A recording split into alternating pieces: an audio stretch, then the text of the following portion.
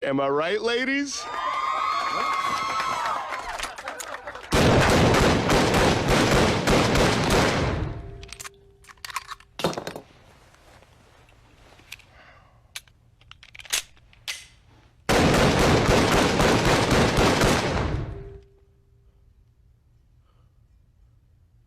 Who killed Modern? Wow, it's been a while since I made anything now, hasn't it? Alright, hey guys, welcome back to, I guess, the second ever episode of Magical Christmas Land, where I try to make literal dog shit decks work at a competitive level.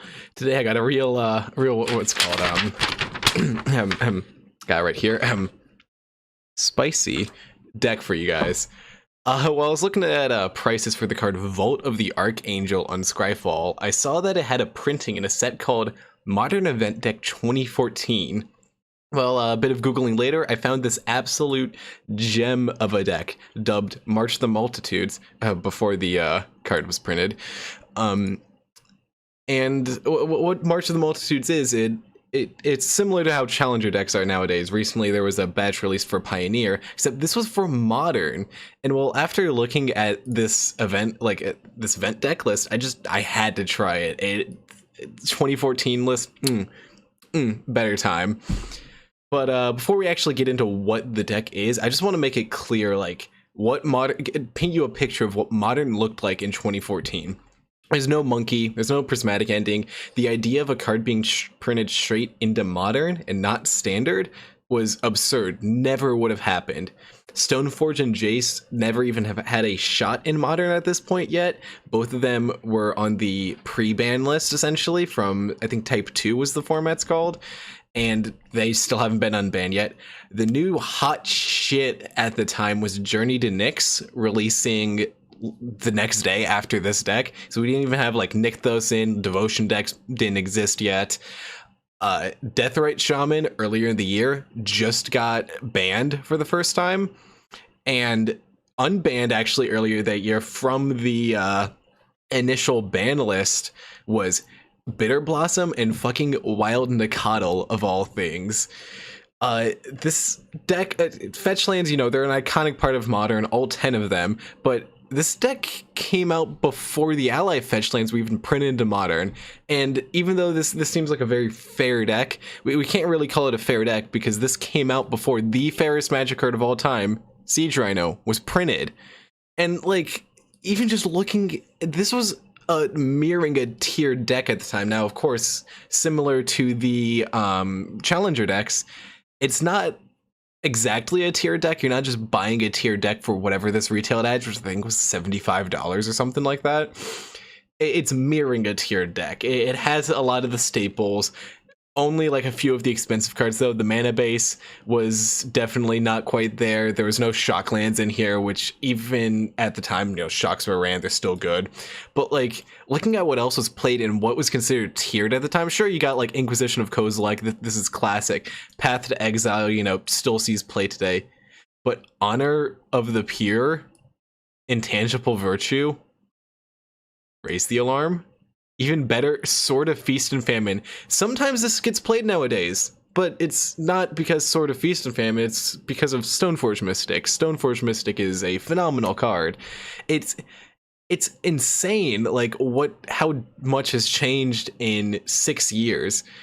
Or 8 years. I can't do math. Sorry, guys. But, and yeah, sure, you expect formats to change as new cards come out, but Modern was supposed to be this eternal format that it didn't change all that much. You could take your deck from 5 years ago and still be viable, and that's frankly not the case anymore. Anyway, getting into the actual deck itself, this is an incredibly fair black-white tokens deck. You got, you're looking to make a bunch of tokens with, as we talked about before, Raise the Alarm, Spectral Procession, haven't seen that in Modern for a while, Lingering Soul, sometimes it still shows up, but nowhere near the menace as it used to be. These are your core kind of token makers. You're looking to just make a bunch of tokens with those, power them up with your Intangible Virtue, creatures tokens you control get +1/+1 vigilance, or all of the creature tokens you make are white, so white creatures you control get +1/+1, pretty good, pumps all your tokens. It also in the main board, you got still some of the best removal in the format. Pat the Exile. While we're making a bunch of tokens, the Soul Wardens kind of give some nice, I don't want to call it utility, but just a nice little buffer. It's a nice one drop on our curve.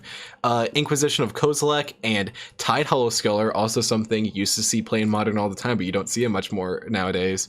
It gives us a nice little bit of hand disruption since we don't have Thought Seizes, which they were legal in Modern at the time. They just weren't put in the deck because, again, it's mirroring a top tier deck. You can't give them a $20 card in the deck, especially not a playset of them. For finishing the game, you know, we're looking for our Tangible Virtue, Raise the Alarm, I said before, Sword of Feast and Famine, equipping that on a random flying dork. Turns it into a clock. Our Elspeth does help us finish the game. Just a bunch of abilities that work with tokens. The ultimate's fine, I guess. But really, that uptick, target creature gets +3/+3 gains flying till end of turn, doesn't seem awful. It's playable. Kind of wish we had the 6-mana Elspeth instead, but you know. Our mana base, I do want to talk about this. We have Vault of the Archangel. Haven't seen this in Modern in a very long time. Some Isolated Chapels.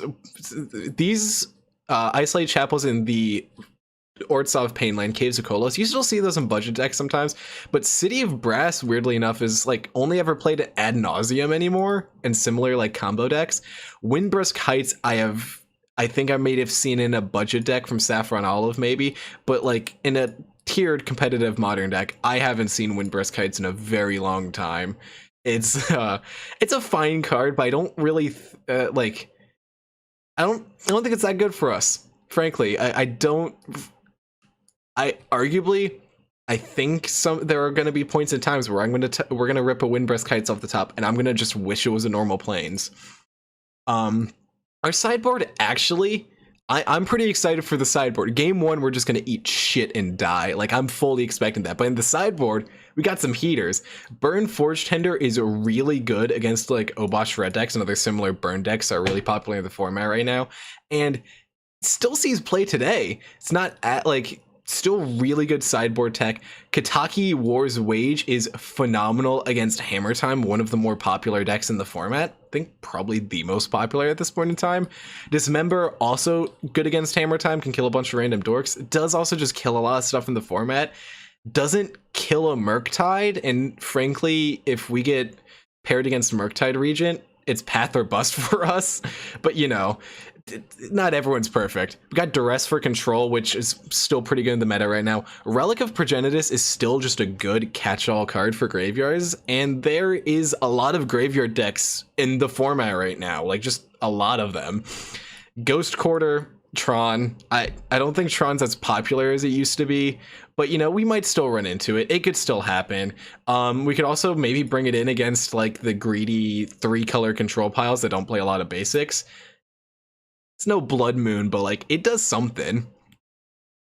So yeah, I think our sideboard is where our deck is not strong but held up the best, because sideboard cards, they've changed a bit over the course of Modern, but they haven't changed like too much. Like Kataki still sees play, Relic still good, Dismember not as good as it once was in my opinion, but still really good. Duress can always see sideboard play. So yeah, that's the deck. This is your Modern event deck from 2014, March of the Multitudes. I don't think the deck sold very well. There was only ever one Modern event deck, and it was this one. I don't think it sold very well, and I'm gonna be fully honest. I expect this deck to flop. I think we're a bit too fair for a world full of stupid fucking monkeys and turn 2 hammer kills or turn 3 like 8/8 Murktides or something like that. But you know, like I hope I'm proved wrong. I really do. I hope that we take this deck to, I'm not even asking for a 5-0. Like if we take this to even a 2-3, I don't even care if I break even on the league. If I get a 2-3 with this, I'd be stoked as fuck. Like that would be way better than I'm ever expecting this to perform. With all of that, all these introductions out of the way, let's just hop right into trying out March of the Multitudes in 2022. I'll see you guys after the games. All right, so we are hopping right into a modern league, and it looks like we lost the die roll game one. That's unfortunate. There's a lot of tough decks in modern to be on the play. Like if this is hammer time, I think we just cry a lot. So we are going to be on the draw. Our opponent really taking their time to think whether or not they want to play first. Okay, takes a little over 30 or almost 30 seconds to decide. Yeah, I'm playing first. Like I don't think that stuff would add up, but it really kind of does. So let's see. I'm gonna shrink this just a bit. Maybe a bit more. Here we go. Okay, enhance that just a little bit. Okay, we have Soul Warden and Lingering Souls. I don't really know what a good hand looks like for this, but I don't think mulliganing is exactly what this deck wants to be doing. I don't think a Concealed Courtyard is there. Oh fuck! I didn't even notice there was a Luris. Okay, well, GG guys. It's hammer time. GG. That's Oh god. Okay, it's not too bad of a hammer start. There's no Sigard's aid yet, so we have hope. And frankly, this Zealous Persecution could really get our opponents.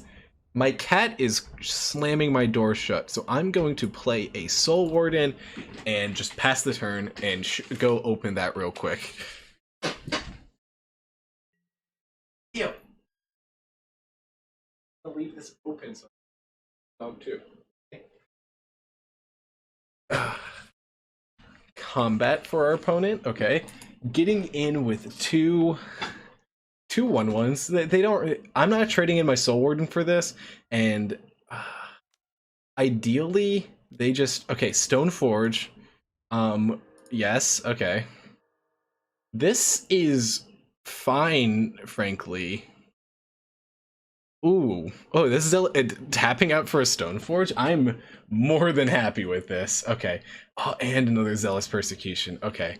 So, a Zealous Persecution hasn't seen play in a. I didn't even know this card existed, if I'm being honest.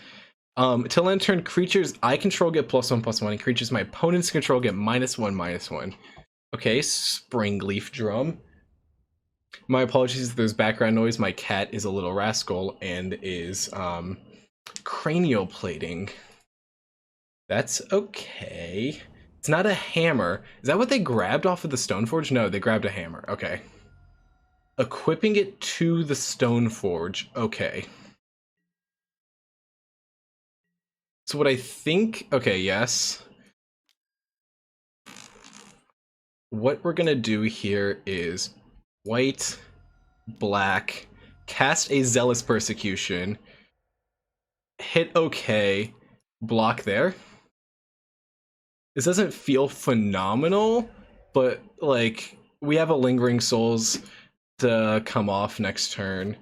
Ooh, and another Lingering Souls. I think what we want to do here, though, is Tide Hollow Sculler. I don't care to always... Oh, they only had one card in hand. Holy shit. I didn't even notice that. Okay, this is huge. As long as next turn they can get back Luris, but I don't really think we care about that at the moment. Are we? Esper no, that's fine. Our Zealous Persecution can kill that. I think the the -1/-1, which isn't even the relevant part of Zealous Persecution, has really been like coming into play here. Okay, raise the alarm. Huh. So what we can do is just... I think we just... No, we can swing. So I'm really scared about Luris. We haven't drawn a path yet for it or an answer to Luris. And the thing with that is that will this kind of like bonus. Or is this Saga? Fuck. Okay. I only control 3 artifacts right now, so I guess like Construct isn't too bad yet. Yeah, Luris, get back a Memnite or a Stoneforge. No cards in hand. Yeah, they're getting back Stoneforge, okay. Stoneforge comes back, I'm assuming grabs Hammer. They could grab Shadow Spear at this point, which might be their play. Oh, just grabs Hammer. Okay.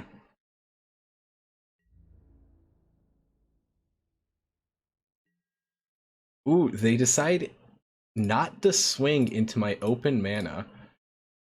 Tap tap.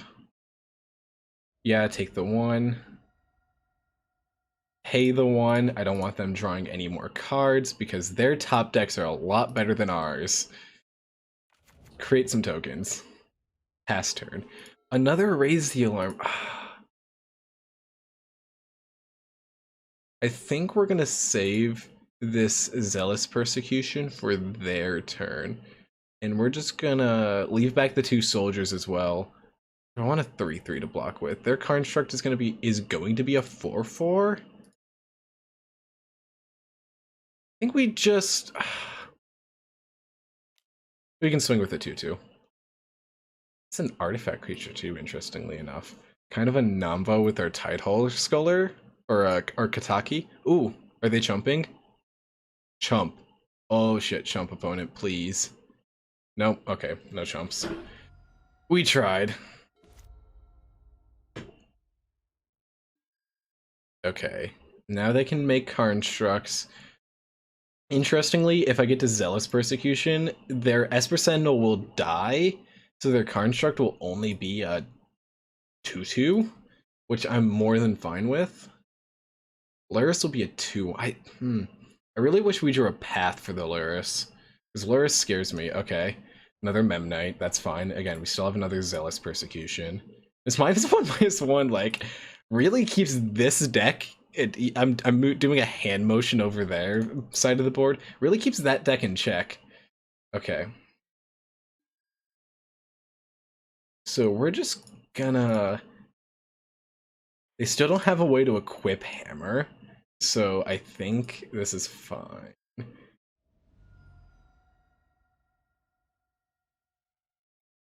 God, I wish I got one of these when I was like $5. Card's bonkies.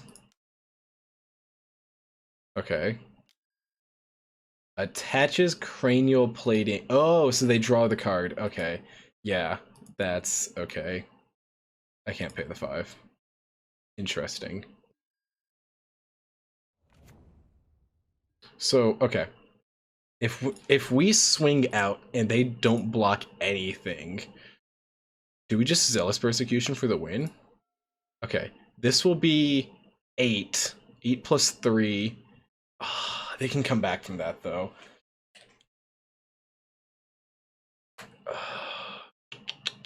I think what we do is just play it safe, hide away a card. I guess hide away Intangible Virtue. Yeah, we're a bit too late for Shrine of Loyal Legions to do anything. I think we just swing with the Tidehole Sculler again.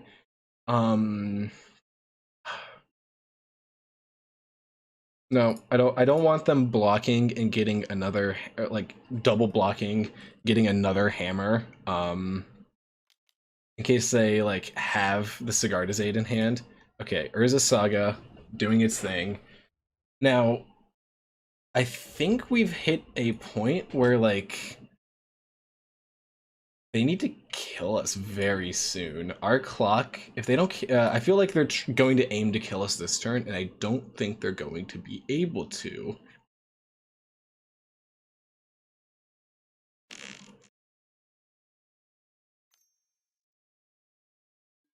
Okay, it just floats a mana off the Saga, finding what? What are they going to find? Shadow Spear is my guess. Who might, nope, finds another hammer. So this tells me that they have, Thought Seize. Okay, this is bad. Do I just go for it now? That does kill, I mean, kills a little bit of their stuff. I mean, yeah, it's gonna get ripped from our hand anyways. So like, I think we just gotta go for it now. Yeah, they get to draw a card too, which isn't ideal, but like, gotta do what I gotta do. It does significantly neuter their board, though I don't think that's really gonna matter if they just have Pure Steel in hand.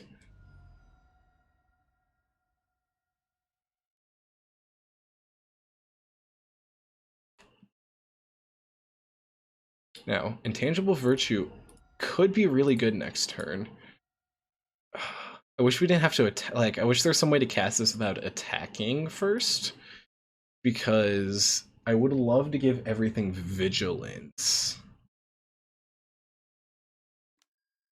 Okay, recast Esper Sentinel from the graveyard. Why would you grab a hammer if you didn't have Pure Steel in hand? Does my opponent just not know what they're doing?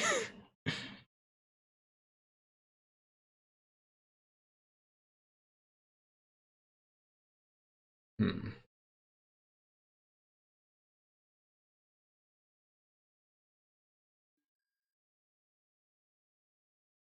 Okay. Oh, they have the Shadow Spear in hand. That's why. Okay. Still, I still think they really need a Pure Steel, or else they don't really do much of anything.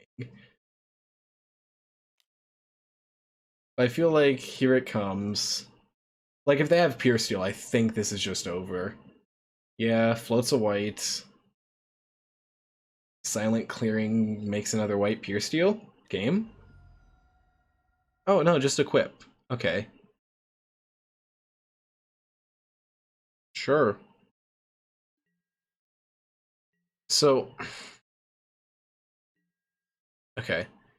No attacks. Oh, that's huge. Oh my god.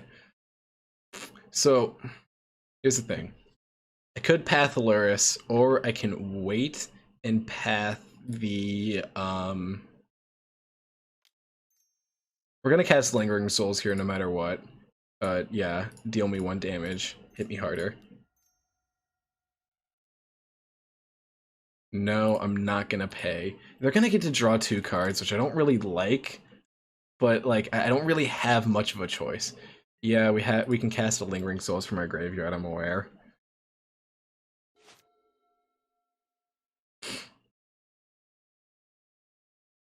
I have another Thoughtseize, I'm gonna cry. You know, like, I'm okay. Not gonna say we're winning. I don't. I don't want to say that quite yet. Draws a card. Okay. Not gonna. I don't want to say we're winning, but we are putting up way more of a fight against possibly one of the best decks in the format than I've ever thought we would. Okay, another Springleaf Drum. This is just growing the construct. I don't really care about this. I'm just waiting for them to swing. Yes. So I can get them. I didn't really like have to wait for them to swing to get them with path, but like that's it's much better for me too. I didn't want them to like, I don't know, try to thought seize me or something. If I did it in their main phase, they could have just moved everything over to like the Esper Sentinel, which is also not something I really wanted. They're gonna get a land out of their deck, which it's whatever. We can win game 1. I think we can take with Kataki in our sideboard. I think we can take one more game. Gets Memnite out of the graveyard. Okay. So this Shadow Spear is still a problem. Like, if they top deck a Pure Steel Paladin, we just lose, frankly. We've been in that point of the game for a very long time. I would have loved to have another path set aside for Luris, but, like, a construct was a really big problem at the moment, so we really had to answer that. Okay, goes to our turn. We draw a Swamp. Okay. And what we do is we play a Swamp, tap for a colorless, we flash back Lingering Souls. Hit okay. Okay, hold up.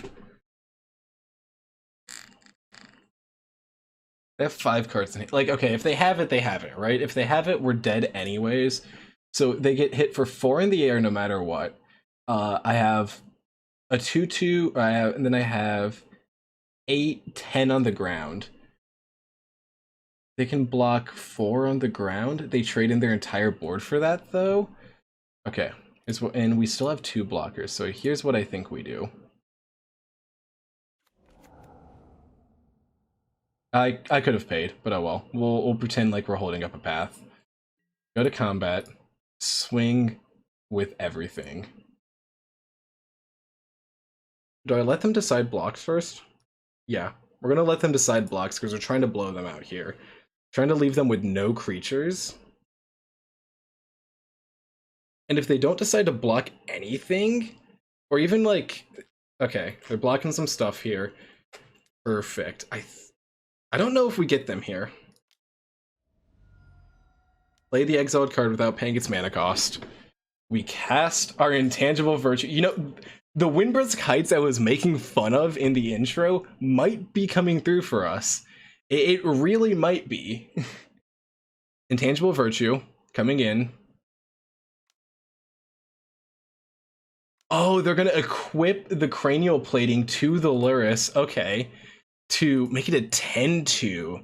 That's not gonna... Luris will still die, but it does gain them a shit ton of life.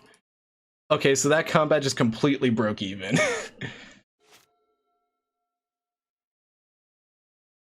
So the reason why we did all of that is like we were already at a point where if they had Pure Steel, okay, Sigarda's Aid, that can attach a hammer, and they have the mana to attach shadows. Yeah, I think this is just it, but I'm gonna make them play it out.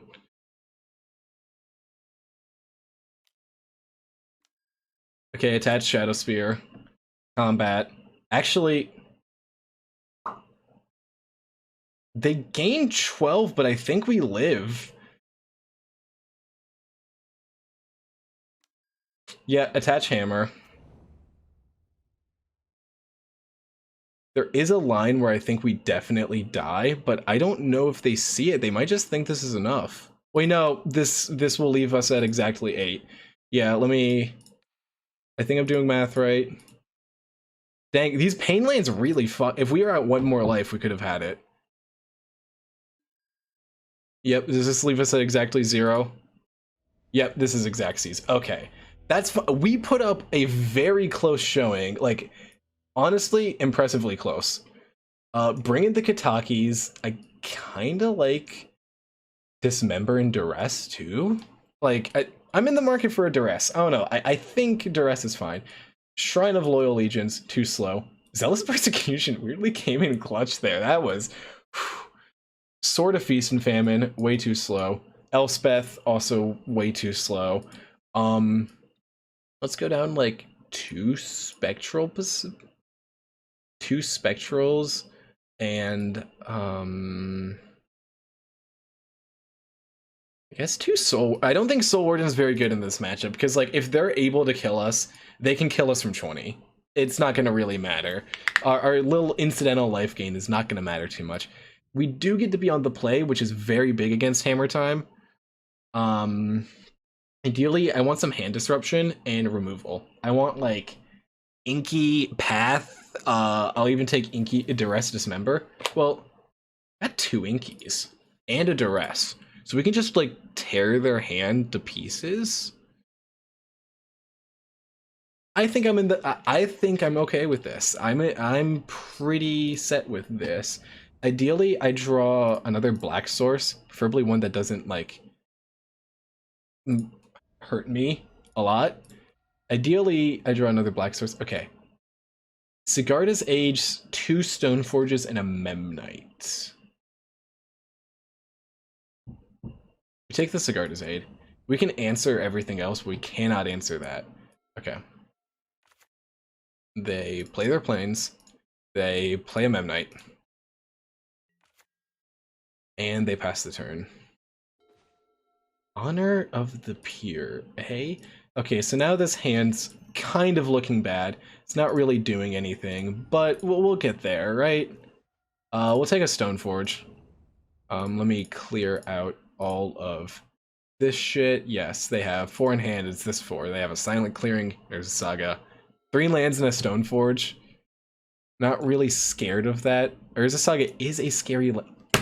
I should have brought in Ghost Quarter. Okay, they draw a non-land off the top. Okay, this Duress is now looking just a little bad, but that's fine. They play the Stoneforge. Okay, they have 2 cards in hand, Inkmoth Nexus and Silent Clearing, and they're gonna grab Colossus Hammer, of course. Okay, raise the alarm, that's good, that's good. We can duress the hammer out of their hand. So now they're just left with 2 lands in hand. Hold up, raise the alarm. Next turn, intangible virtue, get into the red zone. Kind of like where we're at. I don't, again, don't think we're in a phenomenal position. They're going to be making 3/3 constructs, 4/4 constructs. Man, fuck Urza Saga. Leaving back the the Memnites. Okay. We draw another land, we can, I guess, double pump, make our tokens 4/4s, or not 4/4s, 3/3s with vigilance.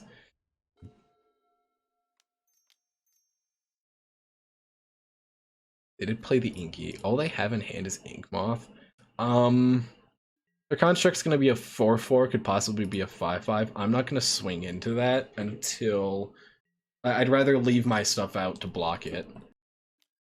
Yeah.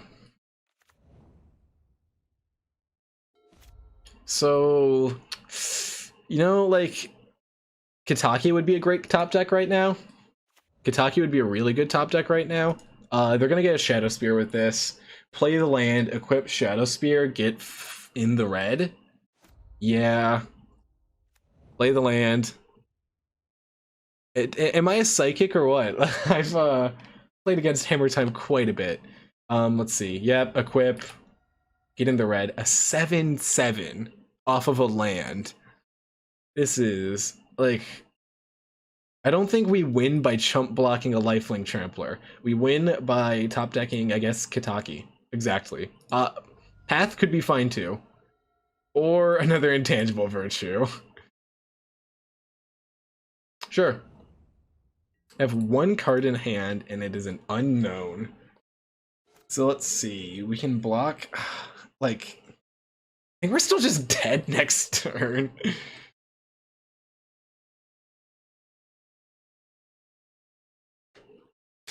Wow. We had such a good, like... okay, it wasn't like a great showing, but we had a showing against Hammer Time in game 1. I really thought we could have had this. Maybe I probably should have brought in Ghost Quarter just for the freaking Urza sagas, because those have been what killed us both games. It's really hard to compete against that.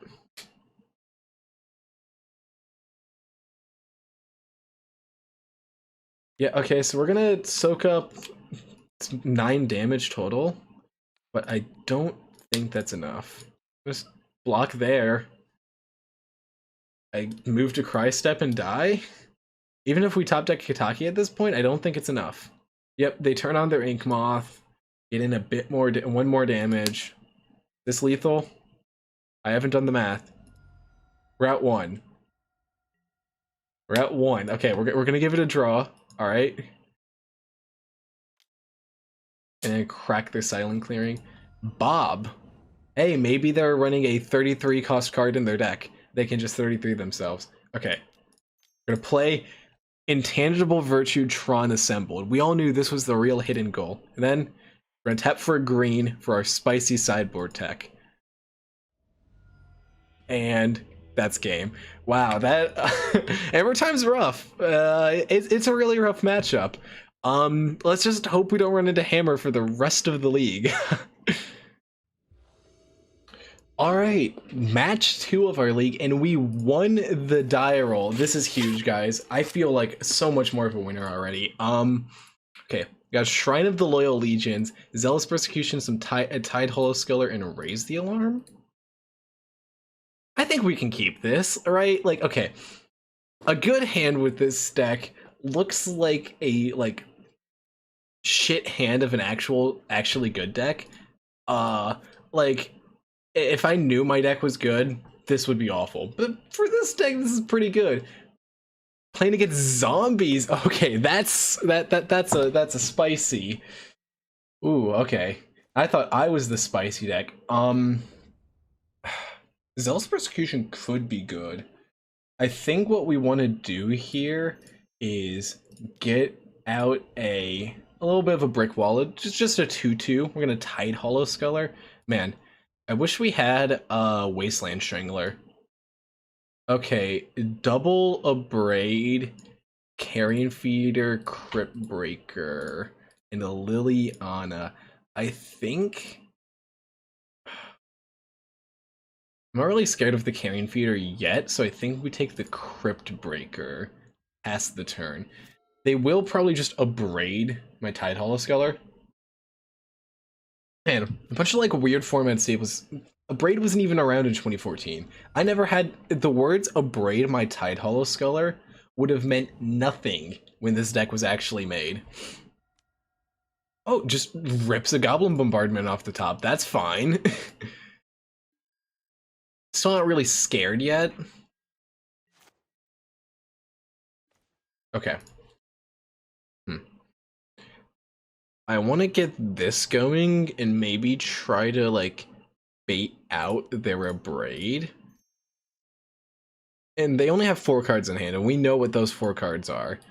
So I'm not really worried yet. We're gonna just try to get this going. We're not drawing any lands, which is rough, but you know, that's fine.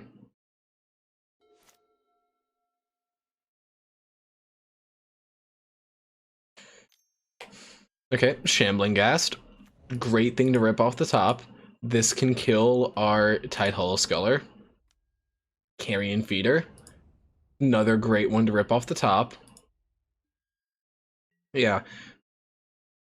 No, even our 2014 deck, you know, needs mana to run. That has stayed the same in these 6 years. Look, our opponent is also stuck on 2 lands, so I mean, it still sucks. Okay, drew the other cave.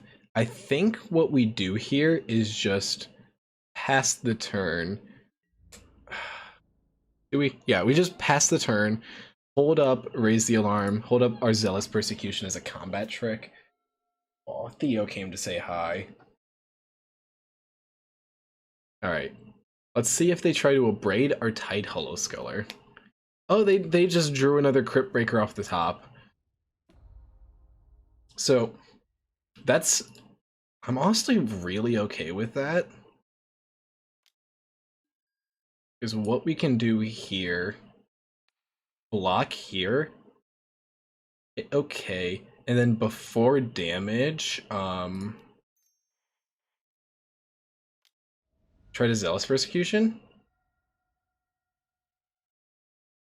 See, they do have a line to kill my Tide Hollow Sculler before this, like, little combat trick goes off. So let's see if they take it. Like, they probably should sack something to the Carrion Feeder is the thing to keep it around.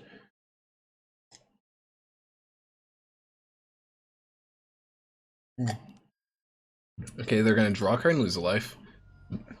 They still have 2 Abrades and Liliana in hand. Do they see the line that I see? What I'm thinking is they sacrifice Shambling Ghast to go. Nope, they're sacking it to Carrion Feeder. That's a-okay to me. I think they're gonna make a treasure with this. I kind of get this. Yes, okay. This is a-okay. I wanted to trade with this champion because we will just lose to that. Oh, they're gonna abrade. Oh shit, really? Just use the treasure to abrade? Yeah. Okay. And then they get their other champion back. They put a counter. And then we do still kill one thing and take slightly less damage, but it's not like, you know, it's not huge. Okay.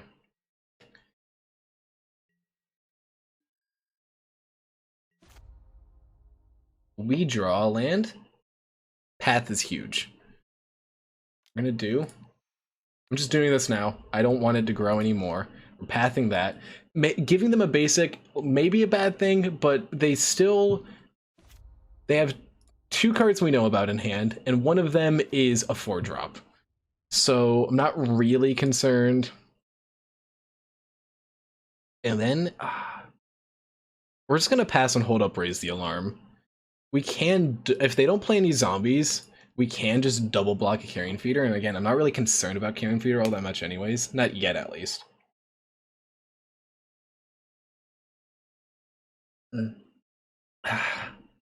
Gotta stay hydrated. It's very important when you're sitting here rambling while playing a deck from 2014.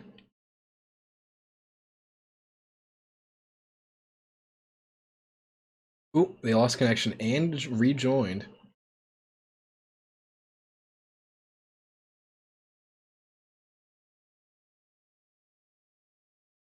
Oh, they're thinking now. Okay, Crypt Breaker. Oh no, that's the one that we bounced back to their hand. And Dreadhorde Butcher. Interesting. So I kind of want to hang on to this Zealous Persecution. So what we're gonna do is raise the alarm. I want to hang on to the Zealous Persecution until when we have a bigger board. But I don't want this Dreadhorde Butcher getting out of control. So we're gonna chump there. They could let it trade and then ping down our other token, and that's fine. Which I think that's what they're gonna do. They could just ping our face. Nope, hit the token. Smart move, opponent. We're gonna untap and draw a land, right? No, but we do draw a Sword of Feast and Famine. So I think what we're gonna do is just hold. I don't want my shrine that I've been building up this entire game to get goinked. So we're gonna hold up our mana. During their turn, pop the shrine. I will say, my opponent's deck, sick. Rakdos Zombies is so cool. Especially with Goblin Bombardment. It was a huge addition to the deck. And, oh yeah, I pathed it. Champion of the Perished and Goblin Bombardment really put, like, zombies on the... I'm not gonna say on the map. It's not tier 1. But it's, you know... Undead Augur. So they can start going kind of ham with that.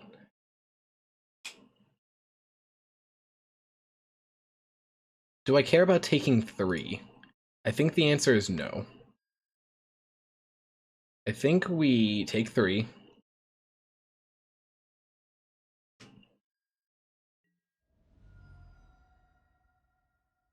Okay. Undead Augur is a little bit of a problem. Sacrifices the Crypt Breaker to draw a card, lose a life, put a counter on that. I'm surprised they didn't... Sacrifices the Undead Augur, draw a card, lose a life, put a counter on that. Okay. Do we just have... If we draw a land, do we have lethal? Jadar. I still think if we... Because this is going to add up to 12 plus the intangible virtue. Boop, boop. Okay. Create a mirror. Those create mirrors and not soldiers? I really thought those were soldiers. Okay. Lingering Souls. Well, I mean... Okay. We gotta play Intangible Virtue, make all of our stuff 2/2s, with Vigilance, which is the big part. Are we getting there? Swing with everything.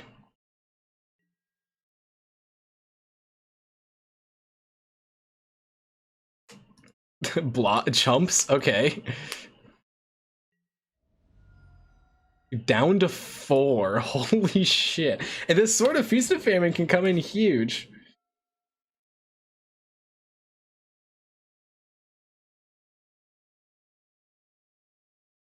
Like, this sort of they're at 4. This sort of Feast and Famine could get in. Like, if they start, like, being able to do, like, sniping down all of our threats somehow, we can just stick this sort of Feast and Famine on something, get one last threat in. I do think if they swing... Holy shit. We win a game! And, like, okay, Zombies is not tier 1, but it's definitely not, like... It's definitely not awful. Alright, wow, that, I think what we're gonna just bring in is some more dismember for removal, and we're gonna go down actually, I think these Tide Hollow Scullers. Our opponent has a lot of answers to them, and I just don't think they're very good hand disruption. Am I in the market for a relic? The answer is I don't think so. I don't. Yeah, no, I'm not in the market for a relic of Progenitus. I think we just run it like this. You know what I want to do? I want to. Ooh. Path, Honor of the Pure Spectral Procession. We don't have the mana for this yet, but I do actually. No, no, on the draw, this is fine. We got a Path. Oh, I don't care about dungeons. If we draw one more white source, which our deck does have a lot of, we can start casting these Spectral Processions, which does seem pretty good, curving after an Honor of the Pure. So I think we keep this. Blackleaf Cliffs, okay. And a Shambling Ghast. I don't think we path the Shambling Ghast. I want to activate this so bad. Like, this is the card that I want to activate. It is not a white source though, which it is ideal. We want a white source. Carrion Feeder. Okay. Crypt Breaker. So I think what we're gonna end up doing, I think we're gonna path the Carrion Feeder. It does get our opponent a land, but they do only have 2 cards in hand because they did some. Did they do some mulliganing? Yeah, they mulled down to 6. So I think I'd rather have the just path that now. That's a white source. Okay. Honor the Peer. Go. Now, opponent better watch out, because these Spectral Processions, they're going to be 2/2s. 3 mana for 3 2/2 flyers. That's huge. That's insane.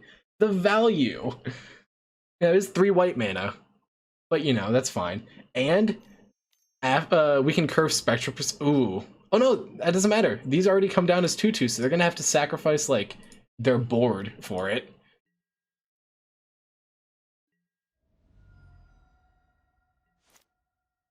Okay. Oh, that's huge. Do I wait? Do we wait? We're not under a real threat right now, and I think I'd rather. I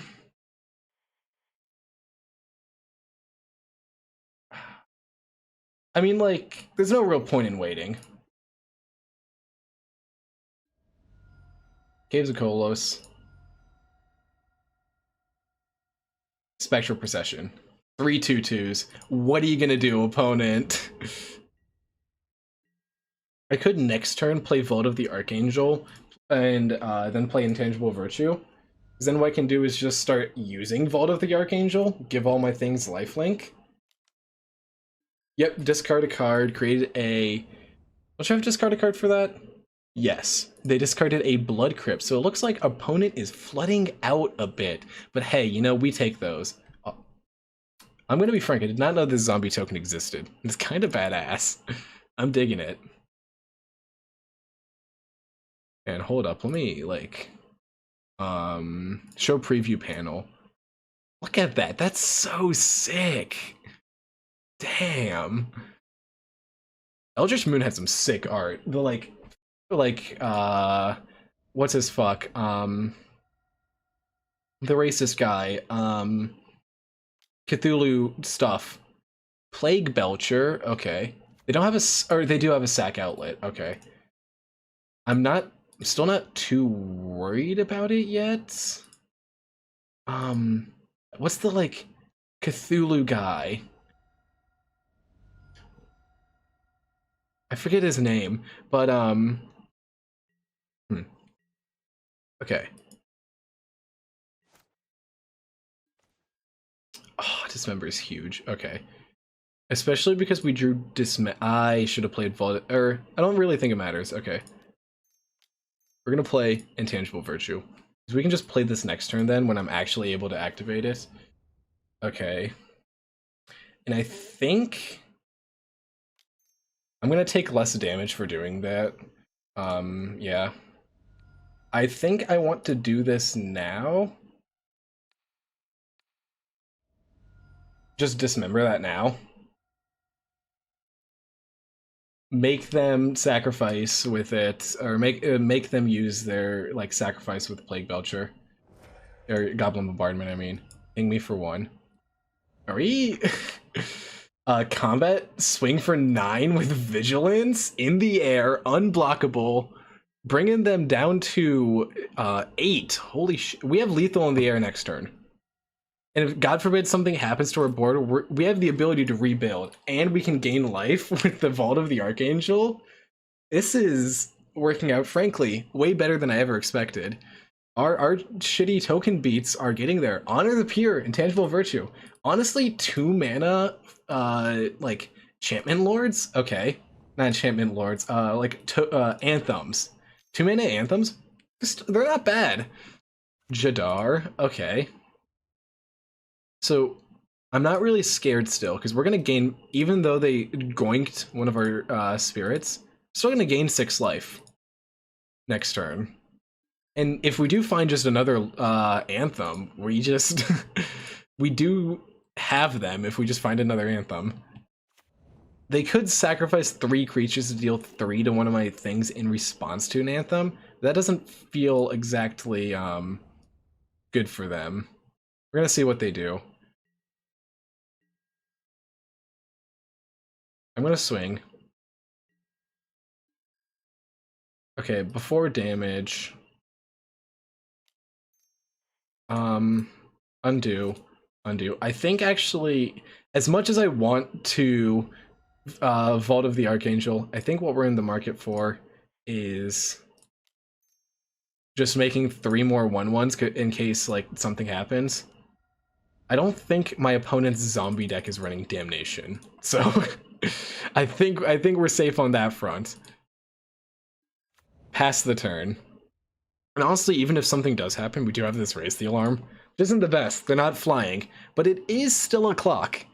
Okay, draw a card and lose a life. Are they going to go out on their own terms? That's because that's what I would do.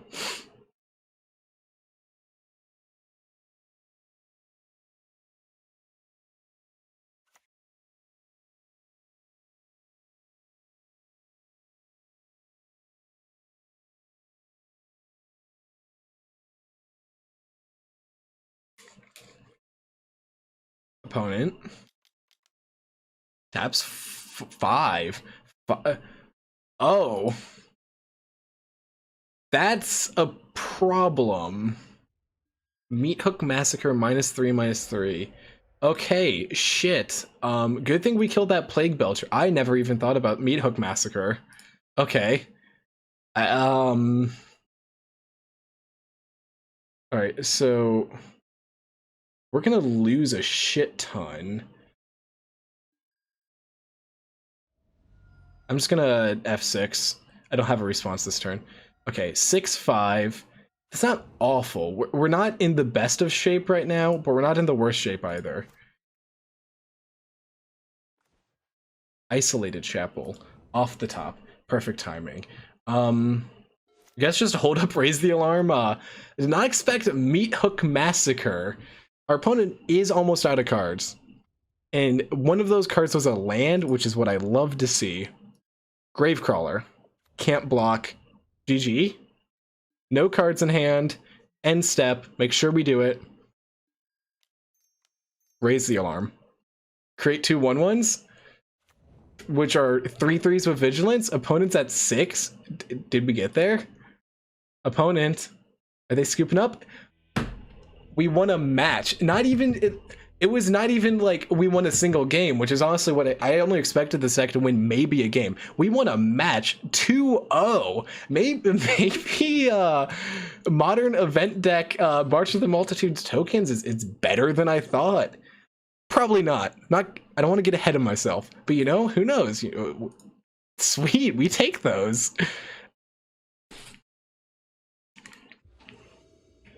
All right, going into match 3. Record right now is 1-1, and we have lost the die roll. Truly unfortunate. But hey, we won on the draw last game. Okay. We got a Soul Word and an Inky. They reveal Luris. No token producers, no clock. I think I can't keep a 5-land hand with this. Okay. This isn't. I'm gonna be frank, this isn't much better, but like, it's something. I think what we do is bottom the vault. as much as it pains me, because I really want to win with a vault, or at least activate a Vault of the Archangel.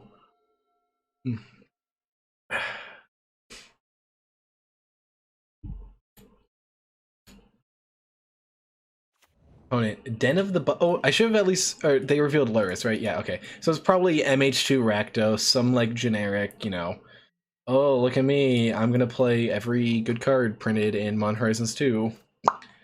My guess is they're gonna dash a monkey this turn. Oh no, no monkey dash. Interesting. I really ain't nothing.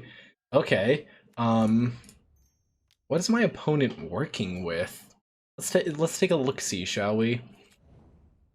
Yeah, Tide Hollow Sculler. We're gonna target them. Is opponent gonna like kill it in response, not knowing how it works? Okay. I mean, they're gonna get back whatever they're gonna get back whatever we take anyways. So I guess let's take the Unholy Heat. Our next Tide Hollow Sculler, though, can take a removal spell, and it be good. They used the Bolt. They milled a Torok with that. Thank God I did not want to get Toroked right about now. They have an Unholy Heat in hand as well, which is important to know. What? I'm assuming they're going to play the Black Cleave Cliffs. Yes. They could have tried to trigger Delirium, but I don't think they're in the market for that. Now, is my opponent going to play around the second copy of Tide Hollow Sculler? It does not look like it. Plays Dothy Voidwalker and another Darcy. So all they have in hand is Unholy Heat Bolt? Or Unholy Heat Land? Huh.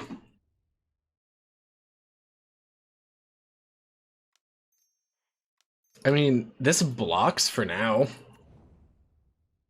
Emphasize for now. I don't know how long this is going to be blocking their Darcy's for, but we'll see. I think we're in the market of just Lingering Souls next turn. They play the Bloodstained Mire. They grab a Swamp. They have a Sorcery? Or is this just Luris to hand? Torok kicked. Okay, they're gonna him to Torok us. And those go to exile because of Dothy Voidwalker, right? Shit. I didn't really care about the Shrine. I think the Shrine honestly kind of sucks. But the Lingering Souls I really wanted. Okay, they're just gonna swing with the 3/2. They're not gonna what? They don't want to cast our Shrine of the Loyal Legion? What? That was a really bad top deck because all of our removal and most of our creatures that we want to be playing are they're white. So I think what we're gonna do here is Honor of the Pier to make this a 3/3. We're not gonna get swinging yet. I don't want to give them the Unholy Heat back. I want to leave this back as a blocker. Next turn we can play if we draw land, Intangible Virtue, Raise the Alarm. Ideally, I want to draw like the Dismember that's not in my deck right now. Honestly, just straight cut the Shrine of the Loyal Legions, move those to the sideboard, give us like some main board Dismembers. Yeah, I'm taking approximately 1 million here. More specifically, 3, 6, 10? I'm taking 10? Holy shit. I still don't really want to give them Unholy Heat back, but like... Well, okay. It is another Surveil. We're gonna block there. Take 10 for now. I'm taking a guaranteed 4 next turn. Which means I cannot play... I just have to... Oh no, Shadow. Okay, we're not even gonna show them anything else. Wow. That hymn to Torok really got us. Ghost Quarters actually I think are gonna be really good here. I'm gonna go down Vault of the Archangel and a Shrine of the Loyal Legions. Relics seem good here. Dismembers seem good here. Am I interested in a Burton Forge Tender? Prevent all damage a red source of your choice would deal this turn. This does stop most of their best removal. We're gonna go down. Elspeth is just gonna die.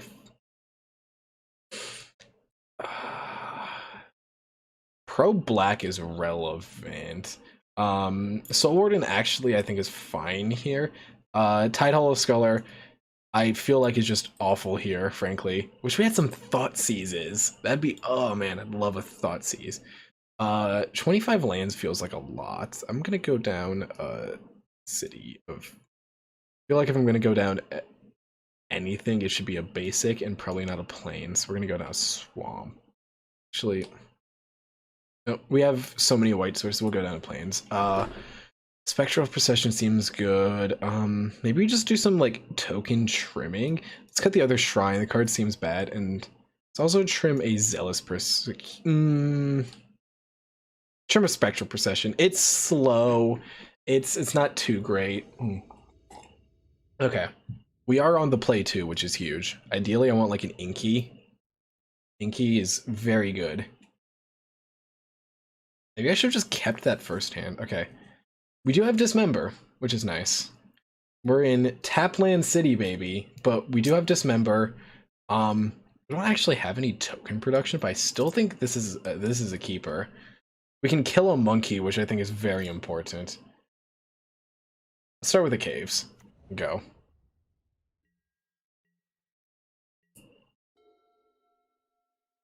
We're gonna take 4 to kill a monkey if they play one. I think the answer... Inquisition of Kozilek. Yikes.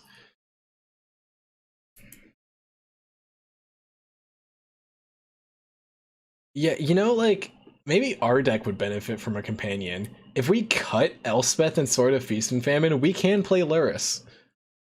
If we just replace, like, Elspeth, Sword of Feast and Famine with 2 Bitter Blossoms, and add Luris in our sideboard, this deck would be pretty...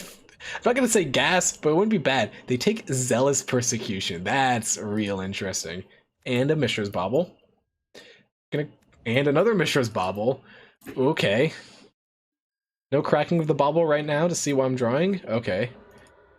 They're gonna crack in my upkeep so they get the card on their turn.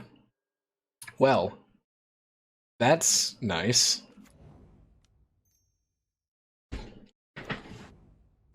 I'm just gonna do this now. Make you exile a card from your graveyard, opponent.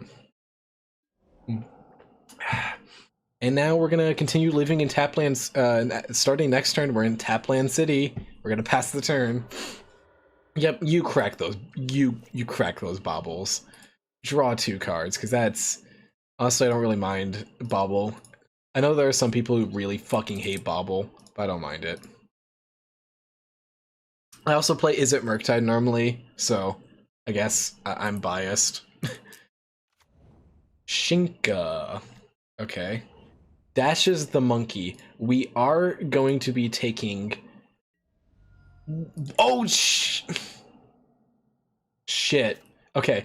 That's all on me. I accidentally pressed 6 and just skipped through their turn. That's on me. I was fully planning on dismembering the monkey. Honestly, maybe... 1 hit from monkey isn't too bad. I can... That's fine. Now we can also raise the alarm of the monkey.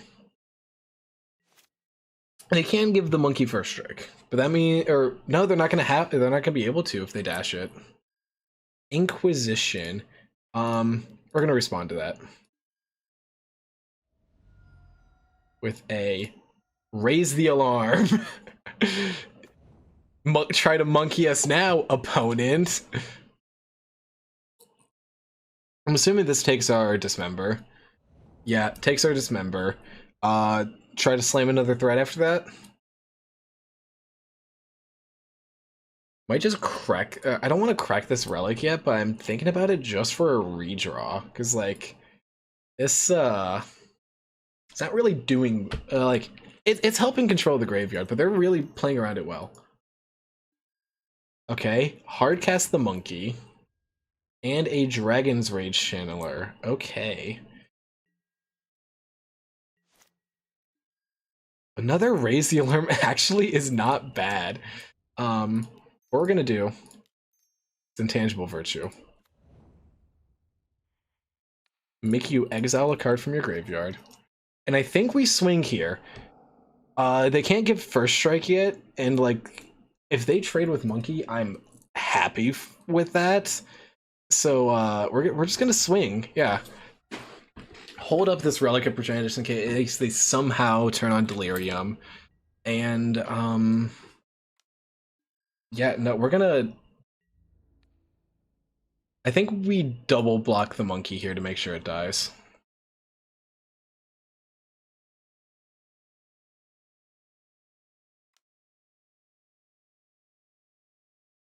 Are they gonna get first strike? No.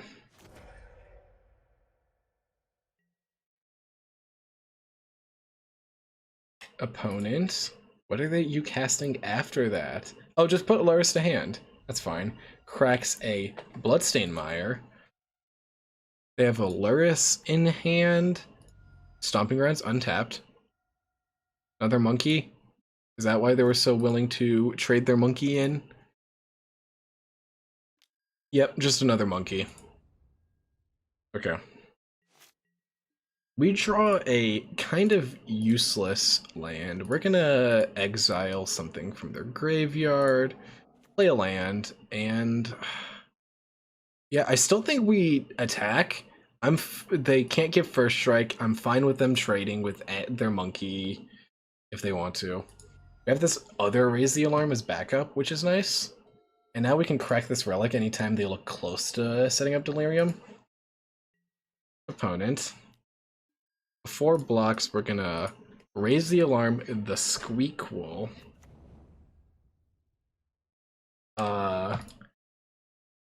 Block, double block. We're not letting this monkey hit.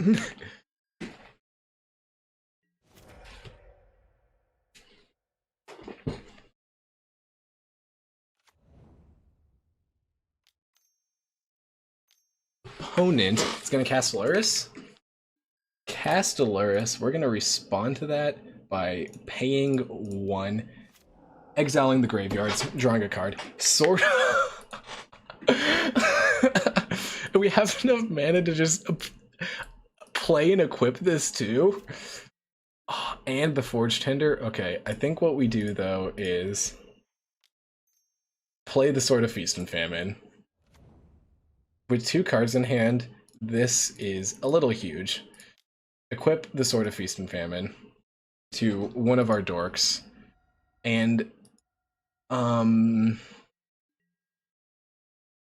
think we still just swing with. They can just chump. I mean, if they trade Luris, and I'm fine with that. I think we still just swing with both. They chump there. Yeah, they'll take 2. They can recast that next turn, but I don't really think I care. 3 cards in hand, virtually 4 because they also have the Dragon's Rage Chandelier they can recast in the graveyard. Playing a land, 2 in hand. Croxa. They're nowhere near escaping that yet, but they can donk me for 3 if they just recast that with Luris, which, oh well. Just replay Darcy. Okay. So they're just gonna keep doing that to chump block the 4/4 until I can find an answer to that. That's not an answer to that. So they have Shinka up, which can give Luris first strike, so I don't really want to swing with the 2/2. Just gonna swing with the 4/4, make him chump block it. I guess just pass turn. We're gonna not skip through their turn. I'm gonna act like I have something. Ooh, Bobble. That's a really good top deck for them. Instead of casting Darcy, if they recast Bobble out of the graveyard, I'm honestly happy with that. They had a land in hand. Oh, this is huge. Okay. So this doesn't get got by Unholy Heat yet, because they don't have Delirium yet, or Bolt, which is nice. If they just replay Bobble, I'm thrilled. I'm ecstatic. Nope, they replay the Darcy. They're gonna be smart about this. They realize they need the chump blocker there. They draw a card, but so do we. And we draw a Lingering Souls. That is pretty good. Okay, we're gonna first go to combat. Swing with the 4/4. They're gonna have to block, right? Here's the thing, we've put them in a position where they just keep having to block. They can't really, like... And we're gonna flash this back. Add a black. Man, Lingering Souls is such a sweet card to cast. It's a lot of fun. Just 4/2/2 or 4/1/1s for 5? Sure. Very grindy card too. You get to pay it in installments. It's nice. Oh, this is our hand from when our opponent has oh, they're dead then, I think. Unless they could have something in the air. They are drawing like two extra, like an extra card every... Oh, no, they just recast that. Okay. So we have 8 in the air. We now make them... If we swing with everything, they have to... Or no. Luris doesn't... They can still get first strike, right? So we're just gonna... swing with everything in the air and 4 on the ground. Make them chump. Get them back to a position where they have to recast the Dragon's Rage Channeler again. Or they could just not... Or nope, they're blocking. Okay.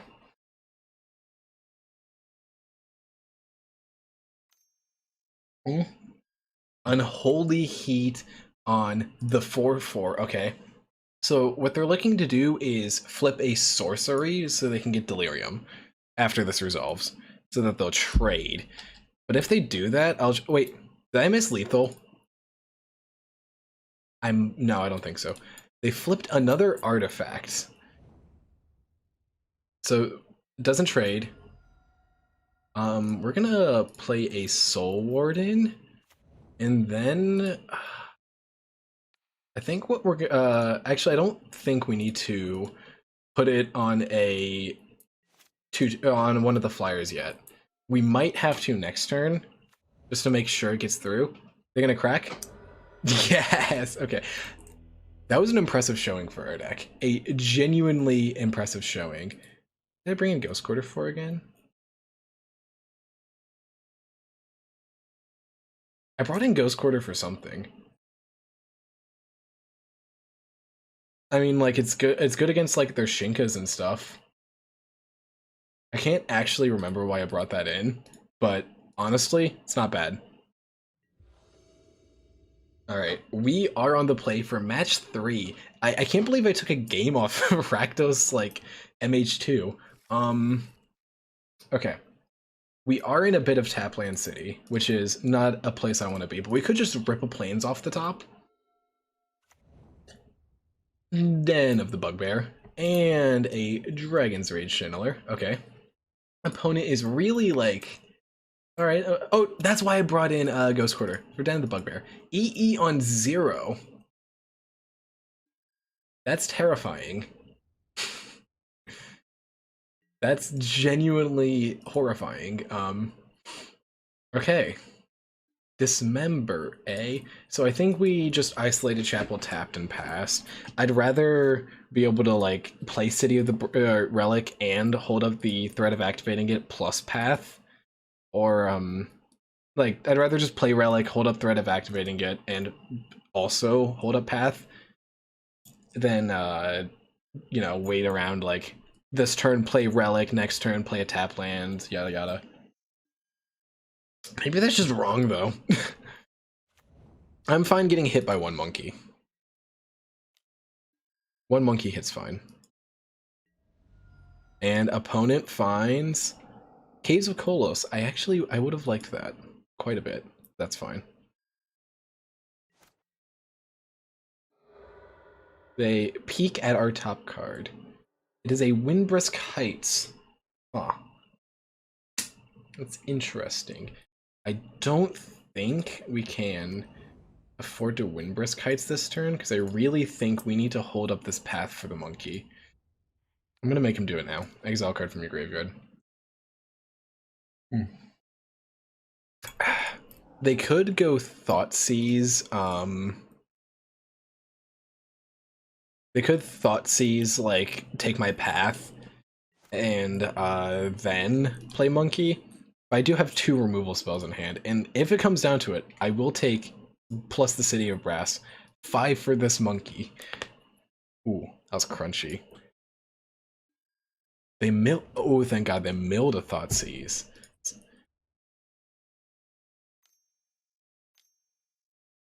Okay, opponent dashes the monkey. Okay. Monkey has been dashed. We're just going to do this now. Yeah, take my 1. Freaking City of... This mana base is painful, man. We don't even have Death Shadows to take advantage of our pain. It's not even painful in the good way. Painful in the bad way. Do they target themselves? Yes, they target themselves. Oh, to see if they want to crack their fetch now or draw the card. Yeah, that is a common maneuver. I do that all the time. They targeted themselves in response to a path. Interesting. So even if they wanted the card, they cannot keep it. Huh. They draw a card. We draw another Windbrisk Heights. We're just gonna play it. Hide away. I don't think we're gonna be doing much with this hid away card. We'll take the Dismember just in case. Yeah, any order. I don't really care how they go. And, they were gonna just pass the turn. I don't really... Eventually, we're gonna have to force out this Engineered Explosives, and the only way we're gonna do that is by playing Spectral Procession, which is fine. That becomes a 3... Do I even care if that becomes a 3/3 yet? No, because I'm just gonna nuke their graveyard anyways, right? Bloodstained Mire. Okay, 3 cards in hand for our opponent. If they grab and go to play Luris, which they can do this turn, I think we just... Den of the Bugbear. Nice. Yeah, that's definitely dismemberable.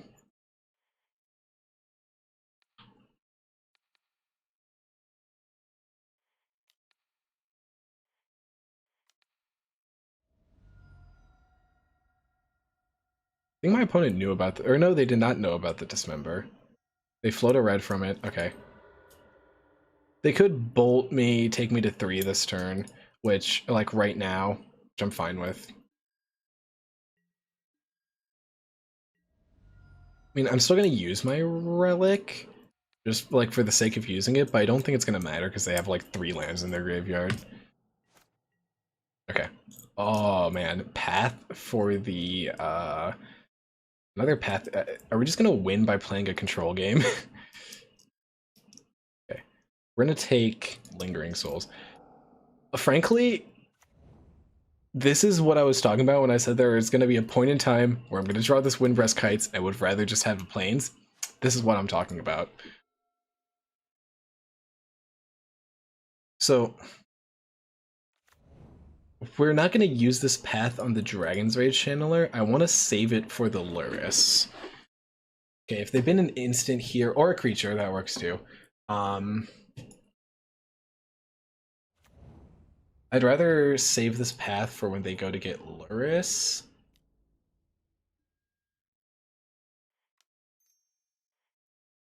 Nuke the bin. Another Windbrisk Heights. Again, I'd rather have just had a Plains right about now. Take 1. That's fine. I still haven't put Luris to hand. This is getting ridiculous.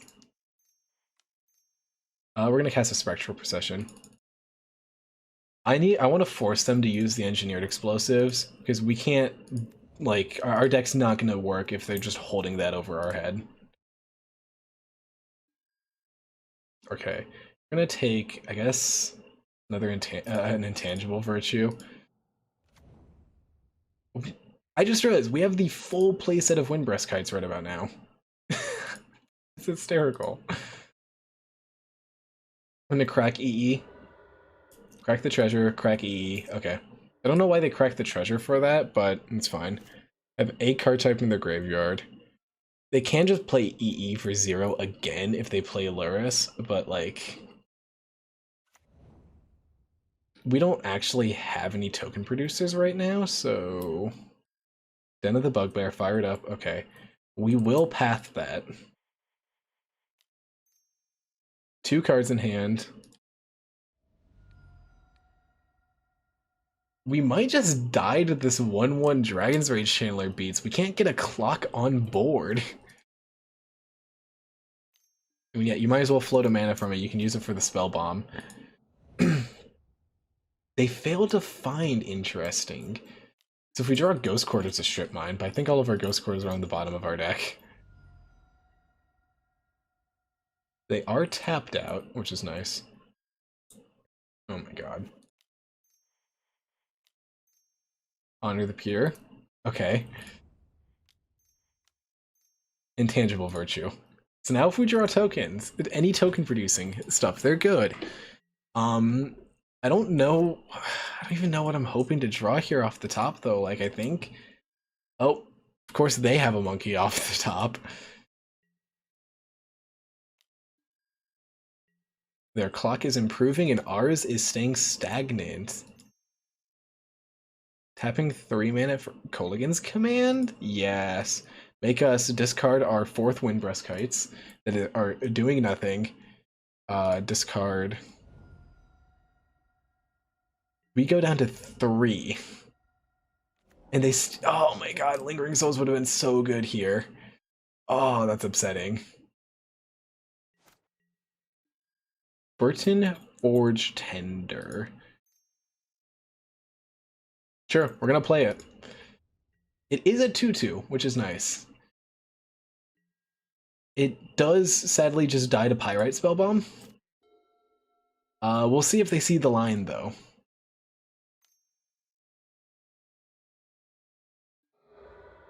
We're gonna respond by sacking, preventing all damage from the dragon. We live 1 more turn.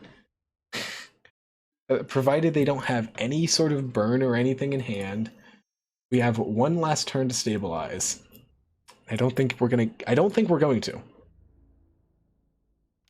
But we can try. Lingering Souls off the top would work.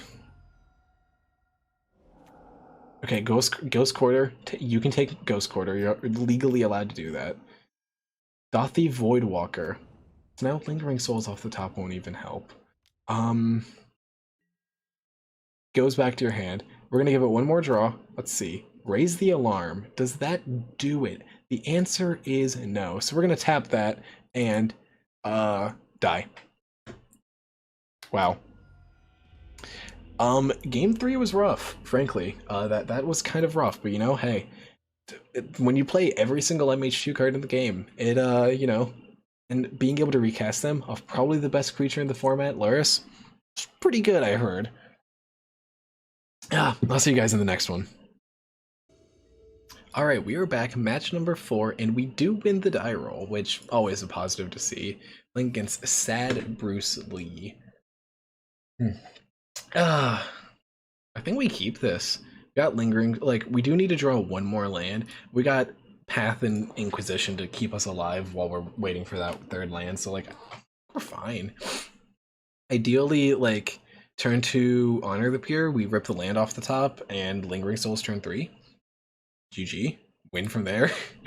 How can you beat that curve? Honor the Pure into Lingering Souls? It should be unbeatable. Our opponent does have a companion, and it is, of course, Luris, everyone's favorite stupid cat. Mulliganing to 6 cards. Alright. We're gonna lead on planes. There's no point in playing the Isolated Chaplain. If they play like a monkey, we can path the monkey right off the bat, which is nice. Sad Bruce Lee. Bloodstained Mire. No follow-up. Okay. So we did draw land. I think though we're gonna wait on our Honor of the Pier and we're going to Inquisition them. See what they have. Prismatic. Oh, is this 4-color Death Shadow? I think it is. Okay. Okay.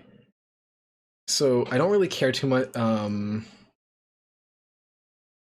don't really care about any, like, the Croxa kind of sucks. We're gonna take that, but like, I don't really care about like the dress down or the endings are fine. But if they want to like prismatic ending my token, fucking go for it. Yeah, this is 4-color Dash Shadow. My brother at SCG is playing this deck, and it looks like a sick deck. Death Shadow is really cool. I think the interaction of dress down and like Death Shadow is super sick. Okay, we're gonna play a land for turn. We're just gonna like, actually, let's just get our Shrine of the Loyal Legions going. This can pump. We saw it against like our zombies opponent. This overperformed in that match. This just sits on board and pumped out a shit ton of tokens. So hey, and if it's something that like if they want to prismatic ending this, by all means, they can do that. Like they're legally allowed to. They don't crack their fetch, interestingly. They're gonna play the swamp we know about. Probably waiting to see what they might need. Oh no, they play a watery grave. So 5 cards in hand, only one of them unknown. Gonna prismatic it. Yep, prismatics, the Shrine of the Loyal Legion. I don't really care. One prismatic gone. Can I try to bait them into Vault of the Archangel?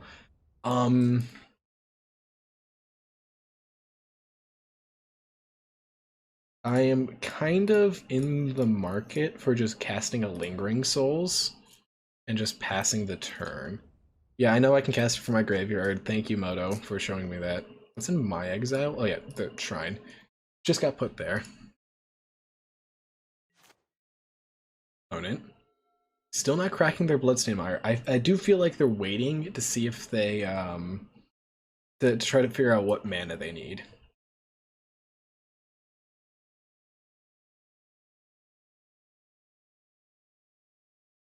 There is, believe it or not, a downside to playing 4-color mana bases. Also, I want to clarify. Our opponent right now has not played a single card that was, or other than this Water Grave, 1, 2, 3, 4, 5, 6, 7. Like, I pretty much their entire opening hand, except for Snow Covered Swamp, was not in the format when our deck was legal. Ooh, Expressive Iteration, another phenomenal card that was not in the format when our deck was first printed. What do you grab, an opponent? I haven't played a land yet for turn. They're holding on to it in case they find one in exile off of Expressive Iteration. Thoughtseize has entered the exile zone. They're gonna Thought Sneeze me? Sure. They also played the Snow-Covered Swamp, and they have 2 unknowns in hand. I feel like they're gonna take Elspeth here.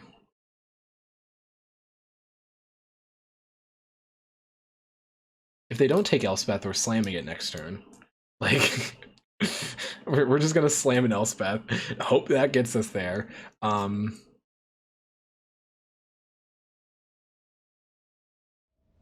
Yeah, or they take Path. Okay. So yeah, I guess we're just gonna... And they play a monkey. Okay. Of course. No modern deck in red is complete without a monkey, you know? Even humans is playing monkeys nowadays. Raise... okay.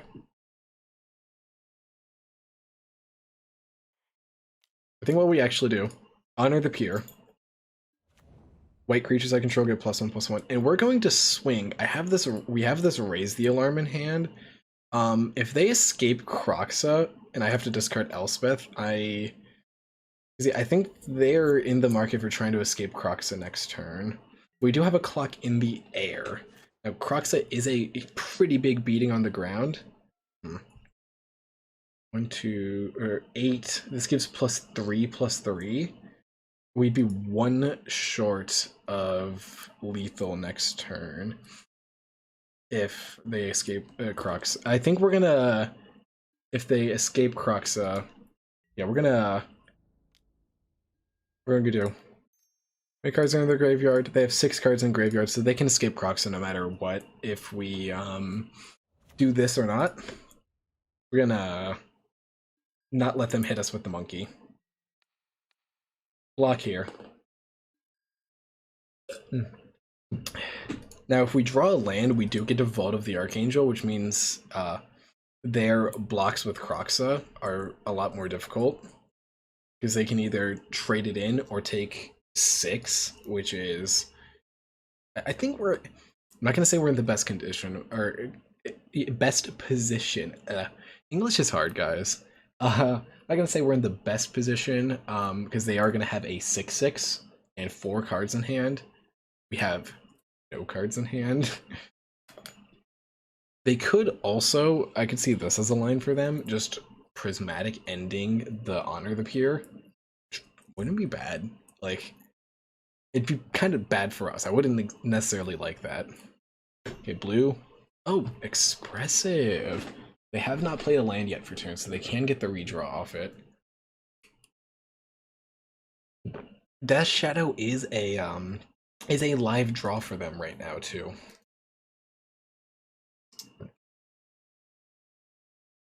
Now, this is actually interesting because if they don't take care of the Elspeth or the Honor of the Peer, we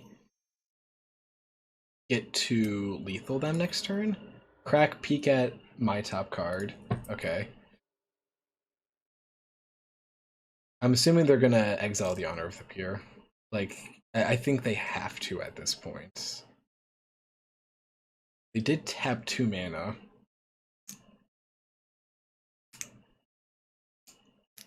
Yep, Prismatic Ending, Honor of the Peer. Okay. This is still fine. We still get to dome them for a lot next turn. They get to draw a card. We get to draw... Huh.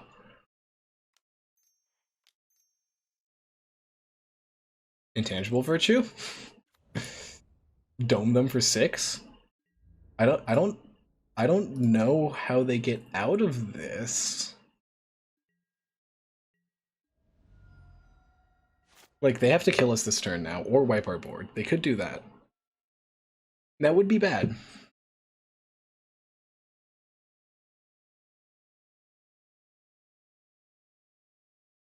They're just gonna scoop it up. Opponent. Thinking. Like, okay, if they escape Croxa, we win. They have to kill all of our threats, and they feasibly could. They do have 5 cards in hand. That could just be 5 bolts, for all I know. They could be cheating and running 5 bolts in their deck. We do know one of those cards is a dress down, so it could be the entire playset of bolts, or like 3 fatal pushes or something like that. Like, it's not unlikely. Okay, Dragon's Rage Chandler. That is a flying blocker for them, but I don't think that's enough, especially with this Elspeth.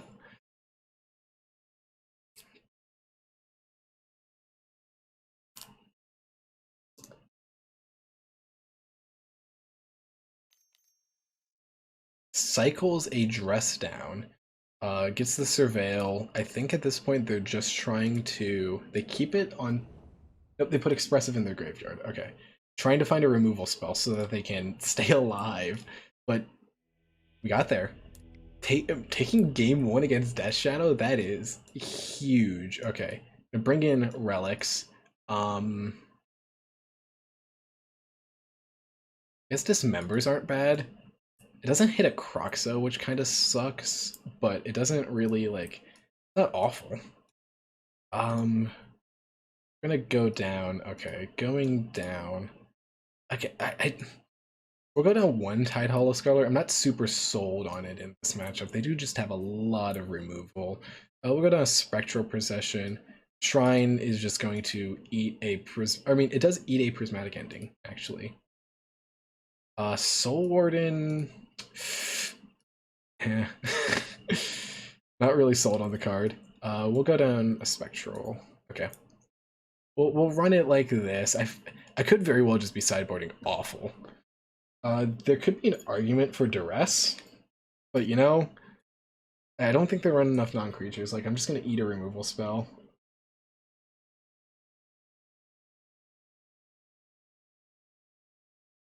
Alright, we're going to run it back. Yeah, this is, I don't, really, I don't think any deck is a good matchup for us. Honestly, like, maybe we're hoping for, like, Storm, another deck that hasn't changed much since 2014. Storm did get considered, and I think that's the best new toy they've gotten recently. Okay, normally I would one land, one keep, but this hand's not even good enough for that. Okay, this is fine. I think we bottom Spectral Procession, funny enough.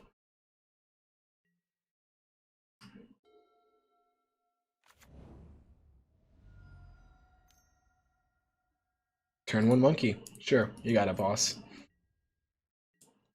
I would love a path right off the top or a dismember for this monkey, or another Shrine of the Loyal Legions. Man. I'd love some gut shots in my sideboard. Kill monkey. Yeah. You got it. I'm gonna 6 through my turn. I'm not doing anything this turn. Opponent? Watch they get the path that we wanted? No, just a plains. Okay. Now comes the Thoughtseize? This deck runs like 4 discard spells. Nope, Dragon's Rage Shamer. Okay. And a Marsh Flats. So we're gonna play a plains. And I would love to play the Shrine of the Legions, get a little bit of extra value off my Raise the Alarm, but we're at the point where I really just need to, like, I want to kill these two things. I could blow them out next turn if they can't get Delirium or find a removal spell. That would be kind of nice.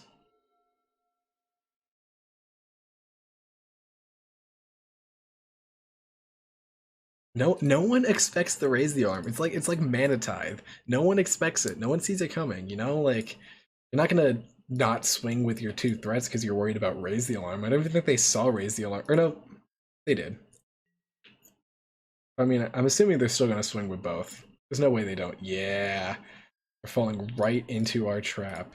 I mean, I feel like they have an answer for this, but you know. Double bolt.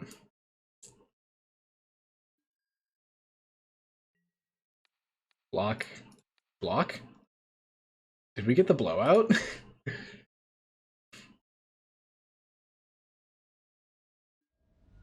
Okay, cracks.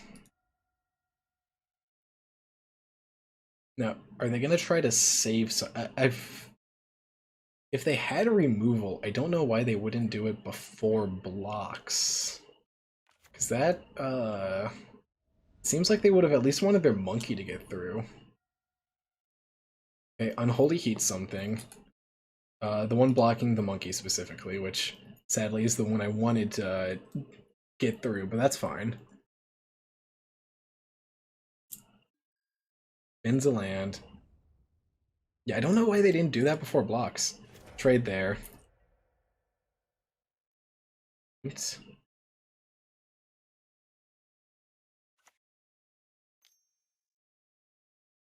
Thoughtseize? Yeah. So looks like they have 2 cards in hand, but a virtual million extra cards in hand due to Laris. Like, they're just gonna get to recast Darcy, you know, do all that if they ever get Laris back. We have 4 cards in hand after this Thoughtseize. They're probably taking our sword. Yeah, I don't see this one going well for us. Opponent, really thinking about this Thoughtseize, it's probably just sort of Feast and Famine. Really, like, honestly though, I'd probably think about this Thoughtseize a lot too, just because everything here is so bad. I don't know what I would take. Especially these shrines. These are looking really bad right now. Yeah, take Sword of Feast and Famine. I feel like that was the obvious and correct pick. Soul Guide Lantern. That does hit Lingering Souls, which I feel like is why our opponent brought it in. Man, if only Lingering Souls was instant speed. Another Raise the Alarm is not bad. The question is, can we take one more monkey hit? Can we take a monkey hit? No, I think we just we pass the turn. We hold up this Raise the Alarm. I really don't want this stupid monkey to hit me.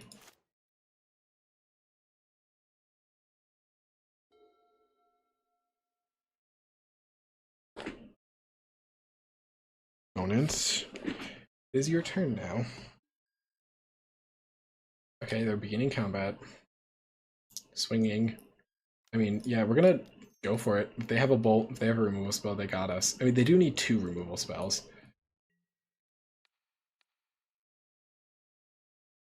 Maybe we should have double blocked, actually. But see, if they don't, I do want a body on board, because if they don't have a removal spell, that's better. Draw a card, okay. Probably a removal spell. Nope, we killed a monkey. Wow. I don't, okay.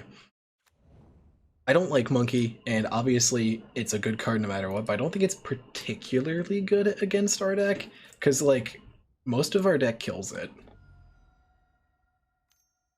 Death Shadow? Yeah. 1 mana 3/3. Literally better than Isamaru. The best card in Magic. Oh, put Slurs to hand. Okay. I want Might of Path. Or a Vault of the Archangel. Okay. What we're gonna do? Caves. Or not caves. Use the caves. Play 2 Shrine of the Legions. And, pass turn. I think we take our beats this turn, because later on we can Vault of the Archangel, give Death Touch. Now, what would be really bad is if they go Island, Swing, no blocks, flash out a Dress Down. That, backbreaking. I'm not going to say we're in the best position here. Okay, Shock, there's an Island. Do we have to block due to the threat? I mean, no fear. No fear, right? They dress down us, they dress down us. Okay, yeah, I was right to live in no fear. Just gonna replay Lurrus and probably replay Monkey.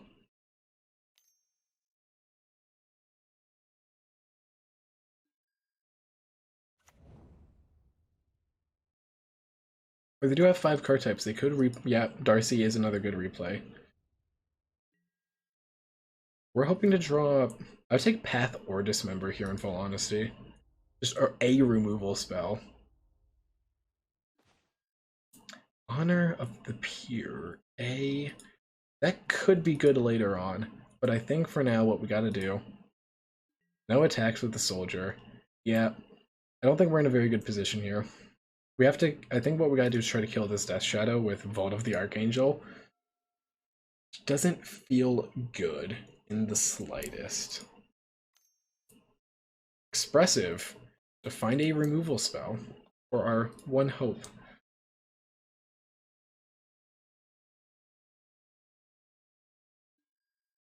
Yeah. We're gonna wait till they swing and we're gonna take 6 if we block the Death Shadow. I think we have to block the Death Shadow due to the they exile a Death Shadow, they play a Death Shadow. Okay.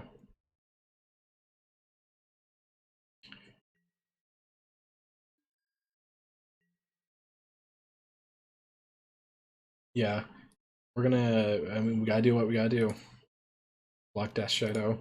Vault. Death Touch Lifelink him up.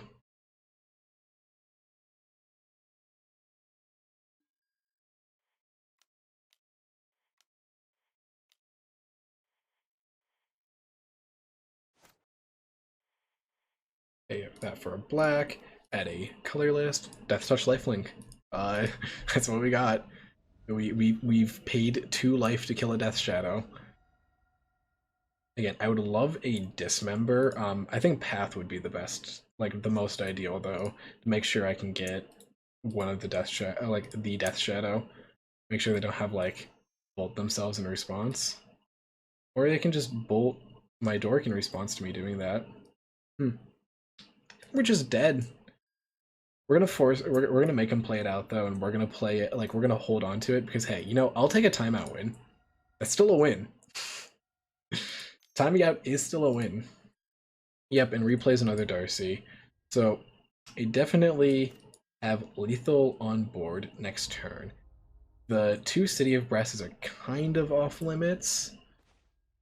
Is the alarm? Oh.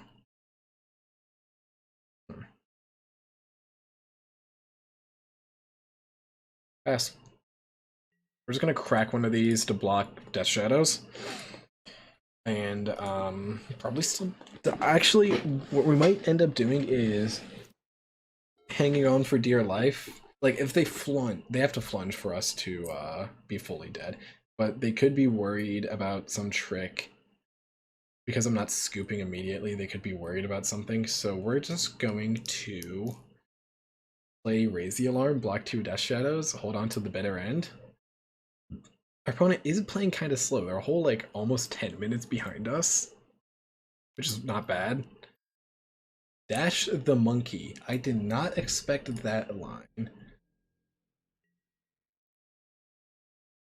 Okay, yeah, swings out with everything. Block, or flash that out. Two charge counter him up. I should set that to always yield.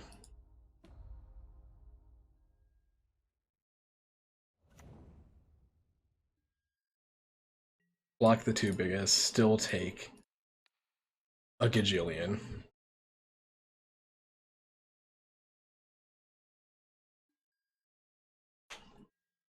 And going to game 3 though, which is fine.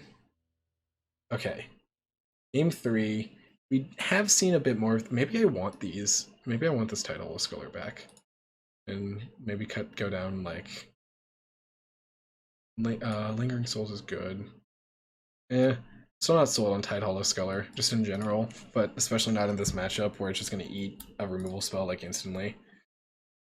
Their deck does run a metric fuck ton, and that is a technical term of removal.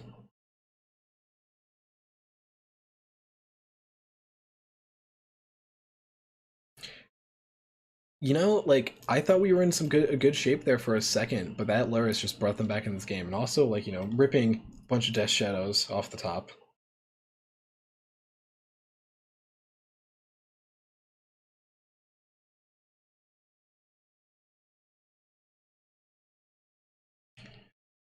Not very ripping another Death Shadow off the top, kind of rough. That's a-okay.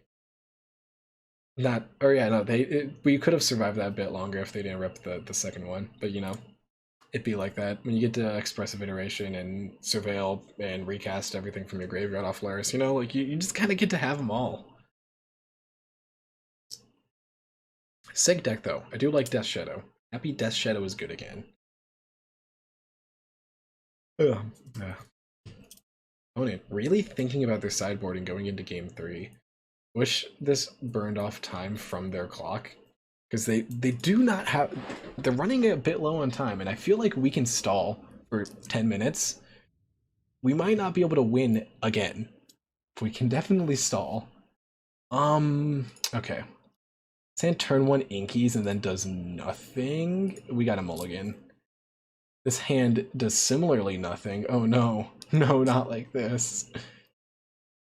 This hand's even worse than last hand. Oh my god. How about my opponent also mulligans into Oblivion? Yeah, like we're going down to 5, which it doesn't feel good against Thoughtseize deck, or I don't think they're playing Torok. Okay. They did not mulligan, but we will. Huh.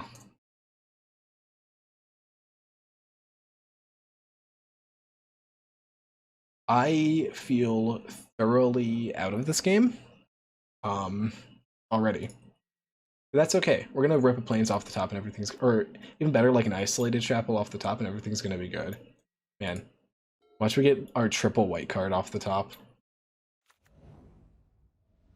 Blood Crypt? Thoughtseize? No, Mishra's Bauble.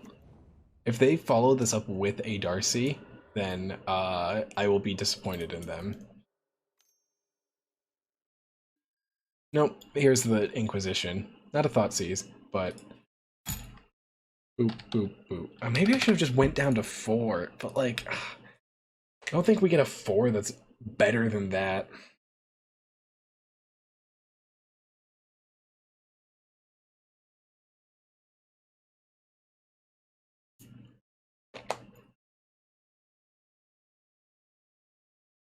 Which... Opponent, thinking about what to take. Honestly, the more time they think, the more time they burn off their clock. Okay, they take the Raise the Alarm. Planes off the top, right now. They draw a card. I wish I could draw an extra card off my Mishra's Bauble. Well, not a Plains, but that is something. It's a white source. It's better than nothing. We're take. Oh, I would have loved those Isolated Chapels. We're gonna take the Lingering Souls. I don't think we're ever flipping this. Again, I made a comment about there's gonna be times where I just rip this off the top and hope it was wish it was a Plains. This was one of them. Ideally, I just rip another Plains off the top so I can Tide Hollow Sculler, hold up Path. I don't even like draw another Swamp. Okay, well we're gonna see what they're working with. I'm not gonna scoop it up because obviously we're weirdly close to them timing out. Double Bolt, Death Shadow, Force of Despair, Expressive. Sure, opponent. Force of Despair. Oh my god. That can get us, definitely. I don't really think it gets us now because really not much gets us now. Okay. They have Expressive, Bolt, Death Shadow, Force of Despair, Water Grave. I mean, you got an answer to their threat. Yeah, plays a land. Just passes.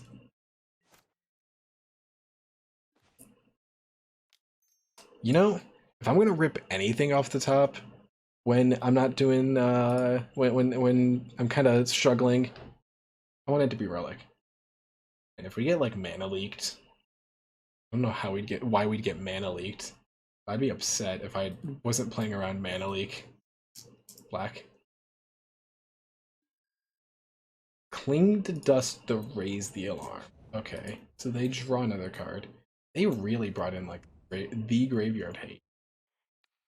Gonna pass. Exile card from a grave.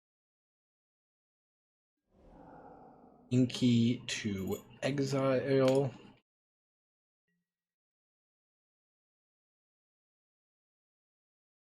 So, again, we're not in a good position. Far from it. But, no, okay, actually, we have one card in hand. It's like, they're playing, this path is virtually like being several paths because they don't want to play any of their, like, obviously they couldn't play Death Shadow yet, but it seems, I don't think they want to play their threats right now because they're just going to get pathed. When really the correct thing is to just force us to use it. They do have an Expressive in hand. Okay, Darcy. No Delirium yet. They are close to Delirium though, but I do have this Relic. I don't think I care enough to path that yet. I'd rather save this for their big threats. Okay. We're gonna wait till this hits the graveyard and then we're probably gonna... Alright, I don't need to nuke the world yet. Yeah, I don't need to nuke the yards yet. They're really thinking. I think they want a shock black land so that they can and there's one. Yeah, they want to be able to cast a Death Shadow.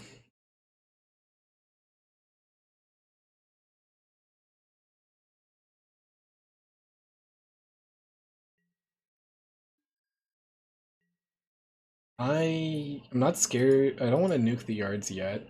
Like, okay. Now nuking the graveyards is looking kind of tempting. Mostly just a draw card, frankly. They do get to keep... That's huge. Okay. We may not. Oh, hey, a timeout win's a timeout win. You can aim for a timeout win in paper. This deck was originally a paper deck. You can aim for that win in paper. This is if we win by timing out, that is still a win. God damn it! And how we win by timing out is just answering all of their threats.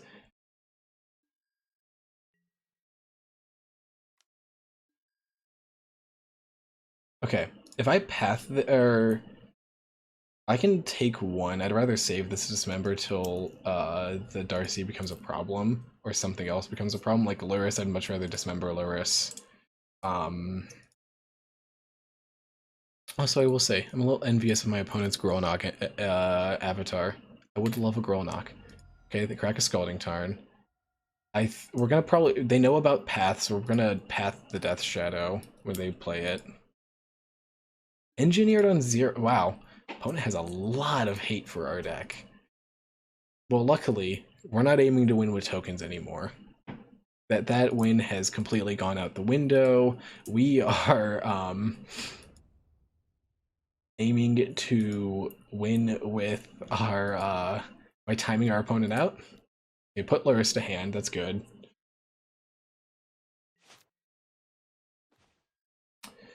I mean, okay. We may not be aiming to win with tokens anymore. But we can force them to crack that EE, which would be nice. I'm not gonna... I want to hold up this Path Dismember. Again, they know about the Path. So we are not going to flashback Lingering Souls quite yet. Opponent is under 5 minutes, which is not a lot of time for them to play. Considering they gotta take us down from 19. I mean, it's not too hard when they have 1 mana 13/13s, but like, interestingly, they did not Force of Despair tokens, probably because they have the EE. I think they're clever. Little do they know. I don't care.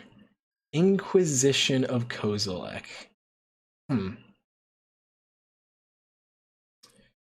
Sure.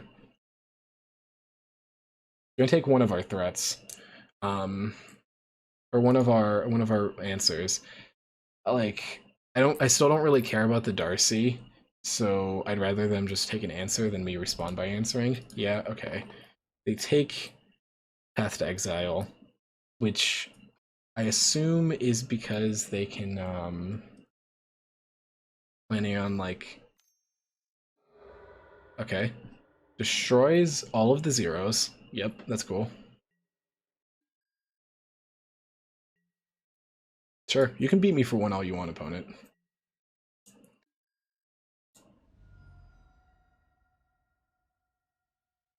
I'd still rather save this for either a Death Shadow, because that's actually going to kill us, or more preferably Luris. Okay. A 1/1 Death Shadow. We're going to see what we draw before we do anything with this Dismember. Caves of Koilos. Intriguing. Death Shadow's still only a 1/1 and it's not growing too much, so I'd rather... We could also save this for in response to a Dress Down. They do know about it, so they can try to play around it. We know about that. Force of Despair. I've not seen Force of Despair. Pretty art. Really, yeah, let me show preview panel. Ooh. Pretty art, like really pretty art. It's a shame Seb McKinnon's kind of a cunt. Yeah, you're waiting for me to respond. Sure. Like, if they try to... They can hit me for 2. If they try to Dress Down, then I'm gonna kill the Death Shadow in response. They can make it a 4/4, but I don't really care. Sure.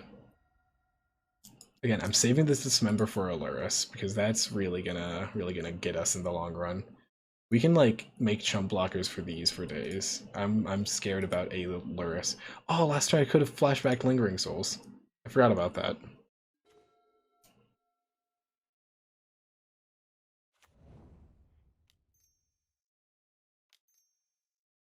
Shrine of the Loyal Legion. Yeah. We're playing some powerful magic, you know? This is an army in a can. Like, it's so good. Our opponent's still really dangerously close to timing out. Which, hey man, again, if we get the timeout win, we take it. Oh, they're just gonna hard cast this Force of Despair. Interesting. This will put Insta in the graveyard, which will turn on the Darcy. Huh. It is a little scary. I think we just do. Because again, our goal is to just survive.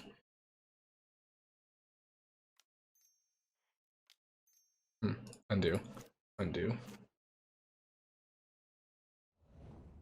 Sure. Kill my board.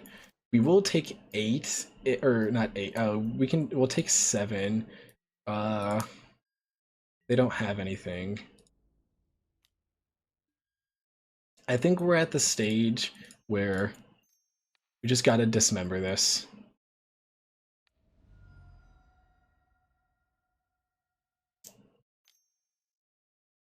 They're gonna bolt themselves. Yes, in response, bolt themselves. Okay. Oh god. Okay, it is -5, -5. So they have 4 cards in hand. One of them is Luris, which we know about. I can't make 2 chump blockers.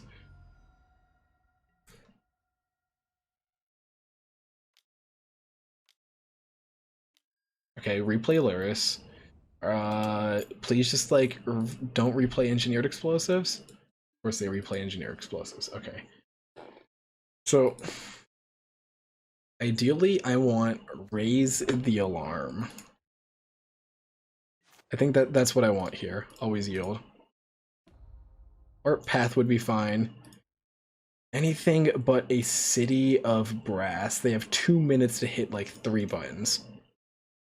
Yeah, that's game. We're gonna make them play it out, make them think we might have something, but when we don't.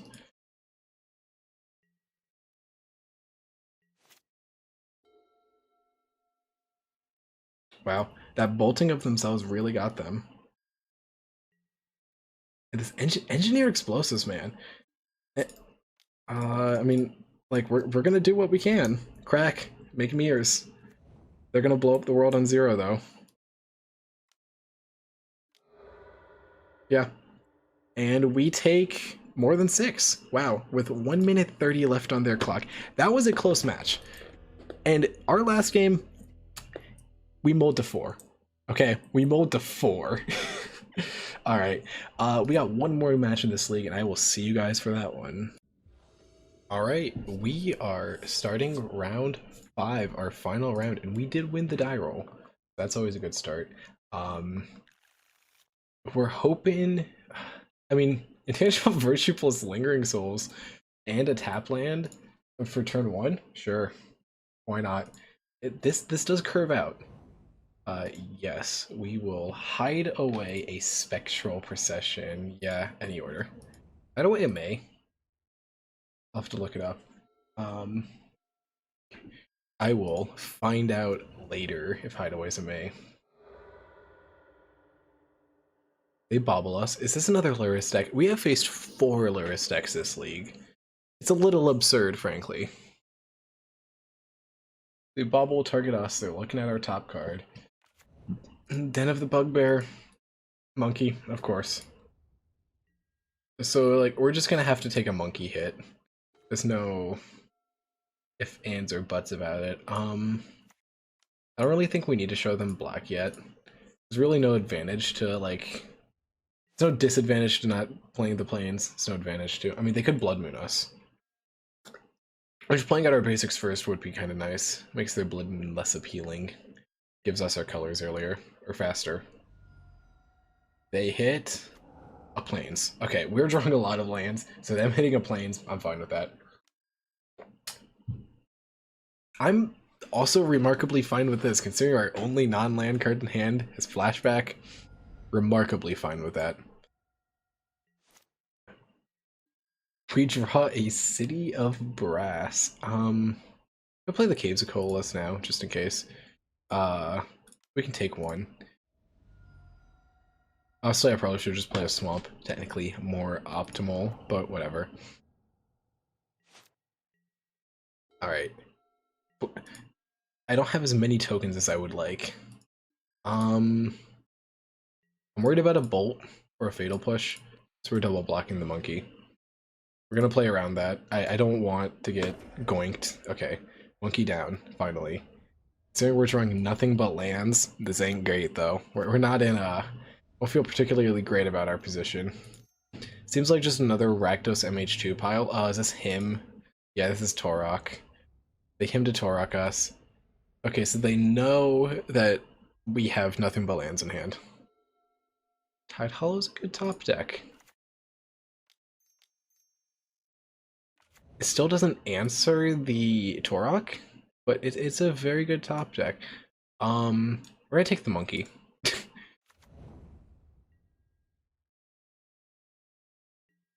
So right now, we have a clock in the air. Like, if it comes down to us racing right now, we win the race. They're swinging. Okay. Let's see. They haven't played a land yet for turn. They have Thoughtseize, Den, Bloodstone Mire. Play the Bloodstone Mire. They play a Darcy that they found off the top, and it's a 3/3 now already. Big yikes. Puts Luris to hand as well. Another Tide Hollow can take Luris. I think that's their 3 cards in hand. Yes. Yeah, we take the Luris here. No doubt about that. We're gonna pass the turn. Ideally, we might get to cast the Spectral Procession that's hid away. Because they're gonna have to swing with at least the Dragon's Rage Channeler. And they might still swing with Torok. No, they're gonna hold back blockers so that we don't get to cast whatever we have hid away. Den of the Bugbear. 2 cards in hand, one's a Thoughtseize.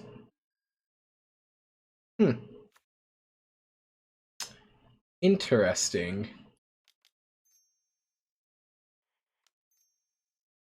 Huh, that's it's really, really interesting. Yeah. Let's see the Unholy Heat.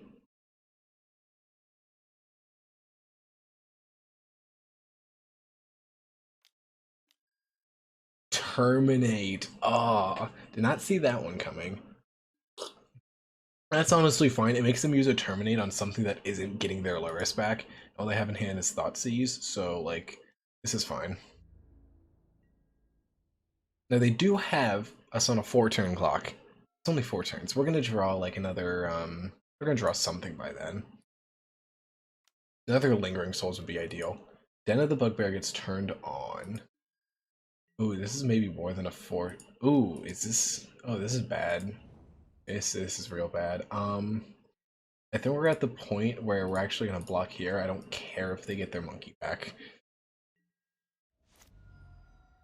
We're at 3? Okay, yeah, no, this has become actually god-awful.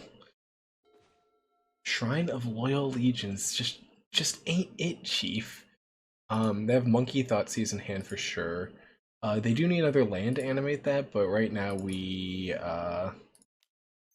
don't have really any... oh, I only need 2 mana.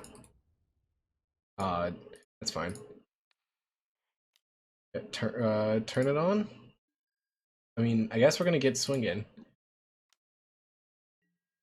Untap all of our lands.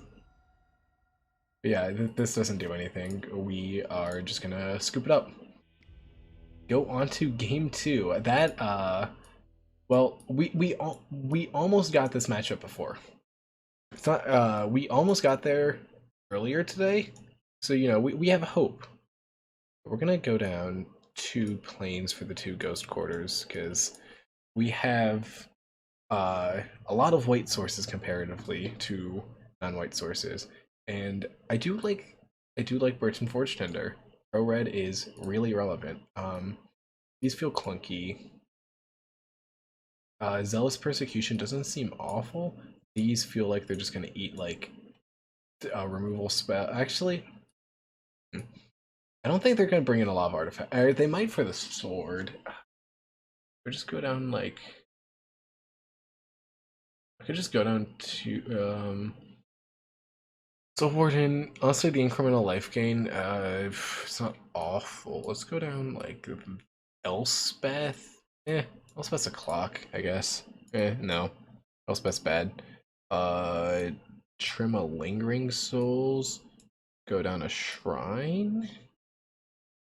You go up one more. Maybe let's trim a Tide Hollow. Again, I'm not sold on Tide Hollow in this matchup. Okay. We won the die roll. Yes, we'd like to play first.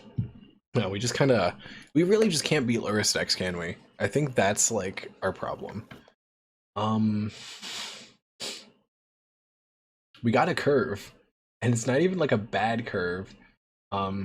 Actually, it's not a great curve. I think we're gonna play Windburst Kites on, or I think we're gonna start with the Soul Warden. Turn one.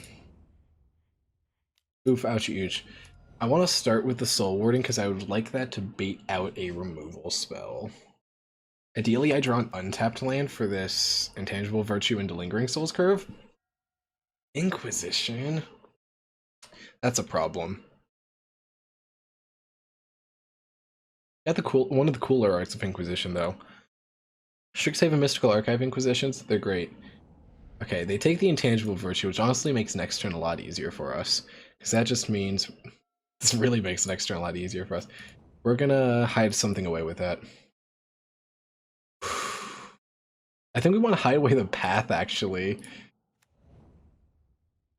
We're gonna go to combat. Swing for one. Then we're gonna take one to do this. We're gonna always yield because we're gonna get a lot of those triggers. Barring actually Thoughtseize Inquisition's still fine because we still get the Lingering Souls trigger or Lingering Souls. I'd like to be able to cast and flashback, but even just on flashback is fine.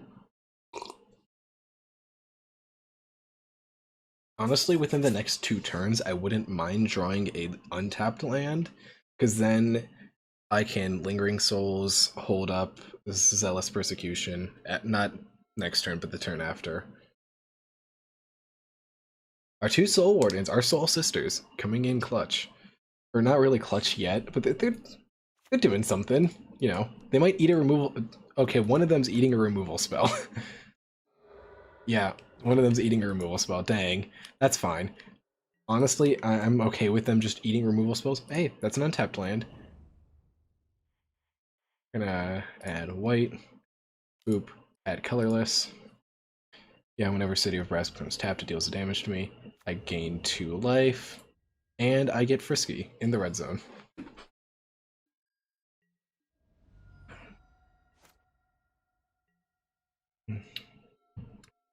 I also will have access next turn to this path. Just put Lurrus in hand? Okay. Path in hand too, even better. We're gonna add a block with that. Yeah, that's fine. We're gonna add a colorless flashback Lingering Souls. Go to combat. Swing with 3 creatures. Okay. I mean, hey, we have a clock and they don't. We are currently very much ahead on board. Huh. That's a bit of a problem. Yes, crack the EE. Huh. There goes our being ahead on board. Hey, all of our lands are swamps. Pyrite Spell Bomb. Yeah, sure. That's not exactly the top deck we were hoping for. Okay, well, so much for us being ahead on board. We need to, I need to save... It is mildly tempting to Pathron Soul Warden to thin our deck a little bit, get a land out, but I do need to, like, save that path for this exact Lurrus. Yep. Path to Lurrus.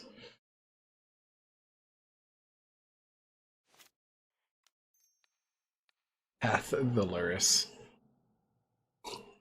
They get a Pirate Spellbomb out of the deal, but it's any of our top decks at this point that we want are not going to die to Pyrite Spellbomb. That is not one of them. That Engineered Explosives. Kind of good for our opponent. Is this a monkey? No. Oh, animating their own Den of the Bugbear. Okay.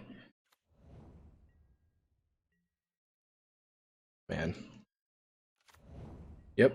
You got it, opponent. We take 4. We draw. That's good. That's really good. Okay.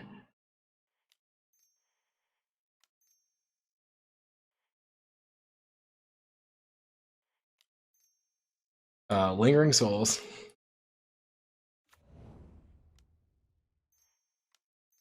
Flashback Lingering Souls.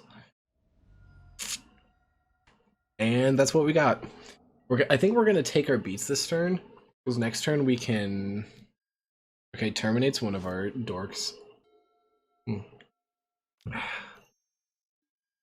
Croxa. Okay.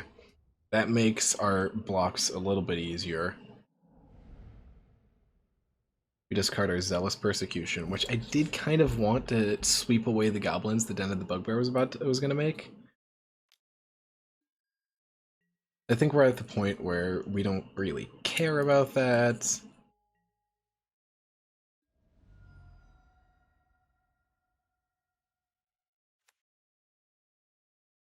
They don't know what's under this Windbreast Kites. We know it's just a path. They have one card in hand. They're thinning the deck. This could be like a Death Shadow. Or I could see Darcy. This is Torok.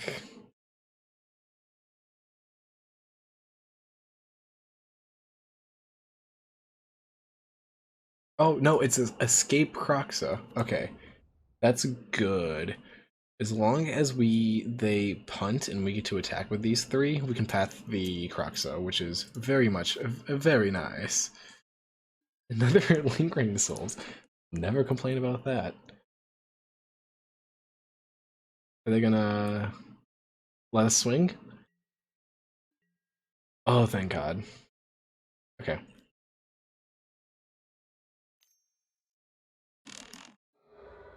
Yeah, we're gonna respond to that. We're gonna path the Croxa. Yeah, got him. Fail to find, maybe? They do fail to find. Okay. This is large. We're gonna add black. Colorless.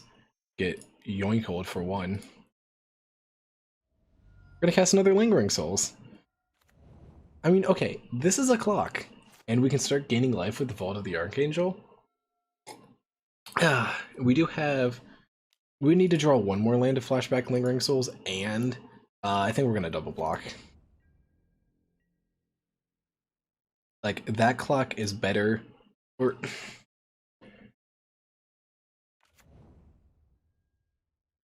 Actually...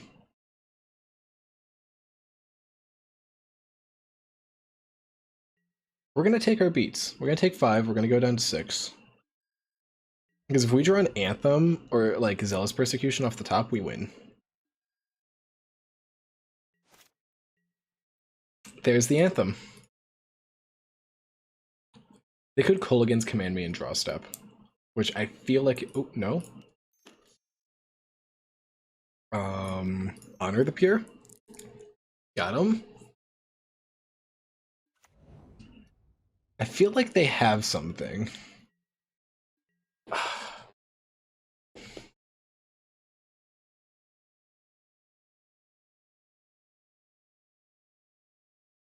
We're gonna leave 1 back.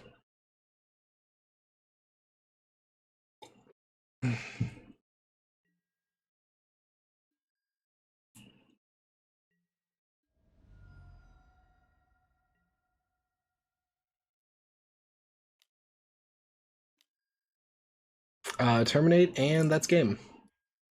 I mean, I should have left 2 back. That's on me. Wow. Okay, well, that's the league. Guess we'll talk about the record and wrap up. So we finished the league 1-4, and honestly, it's better than I thought. Like, let's look at the bright side here. We're playing Windbrisk Heights, we're playing Shrine of Loyal Legions, Zealous Persecution, which honestly came in really good for us. Our match one, if I remember correctly. That, whew, against Hammer Time, that wiped their board at one point. But yeah, it's better than I thought. Looking at silver linings here, but in all seriousness, this I don't think even tokens is competitively viable at the moment. Luris being played so often, and every Luris deck plays engineered explosives, except maybe I don't think Hammer Time plays it. But with every Luris deck playing engineered explosives and us just losing to it, I do not foresee black white tokens, even an updated version of the list. I could see like a black white tokens list, cutting these, playing Luris, adding in some bitter blossoms, getting in some prismatic endings, maybe running like the Mardu Triumph, just a prismatic for 3 or something. I could see that deck. Probably cutting the Soul Wardens for maybe, I don't know, there's probably some other really good token producer.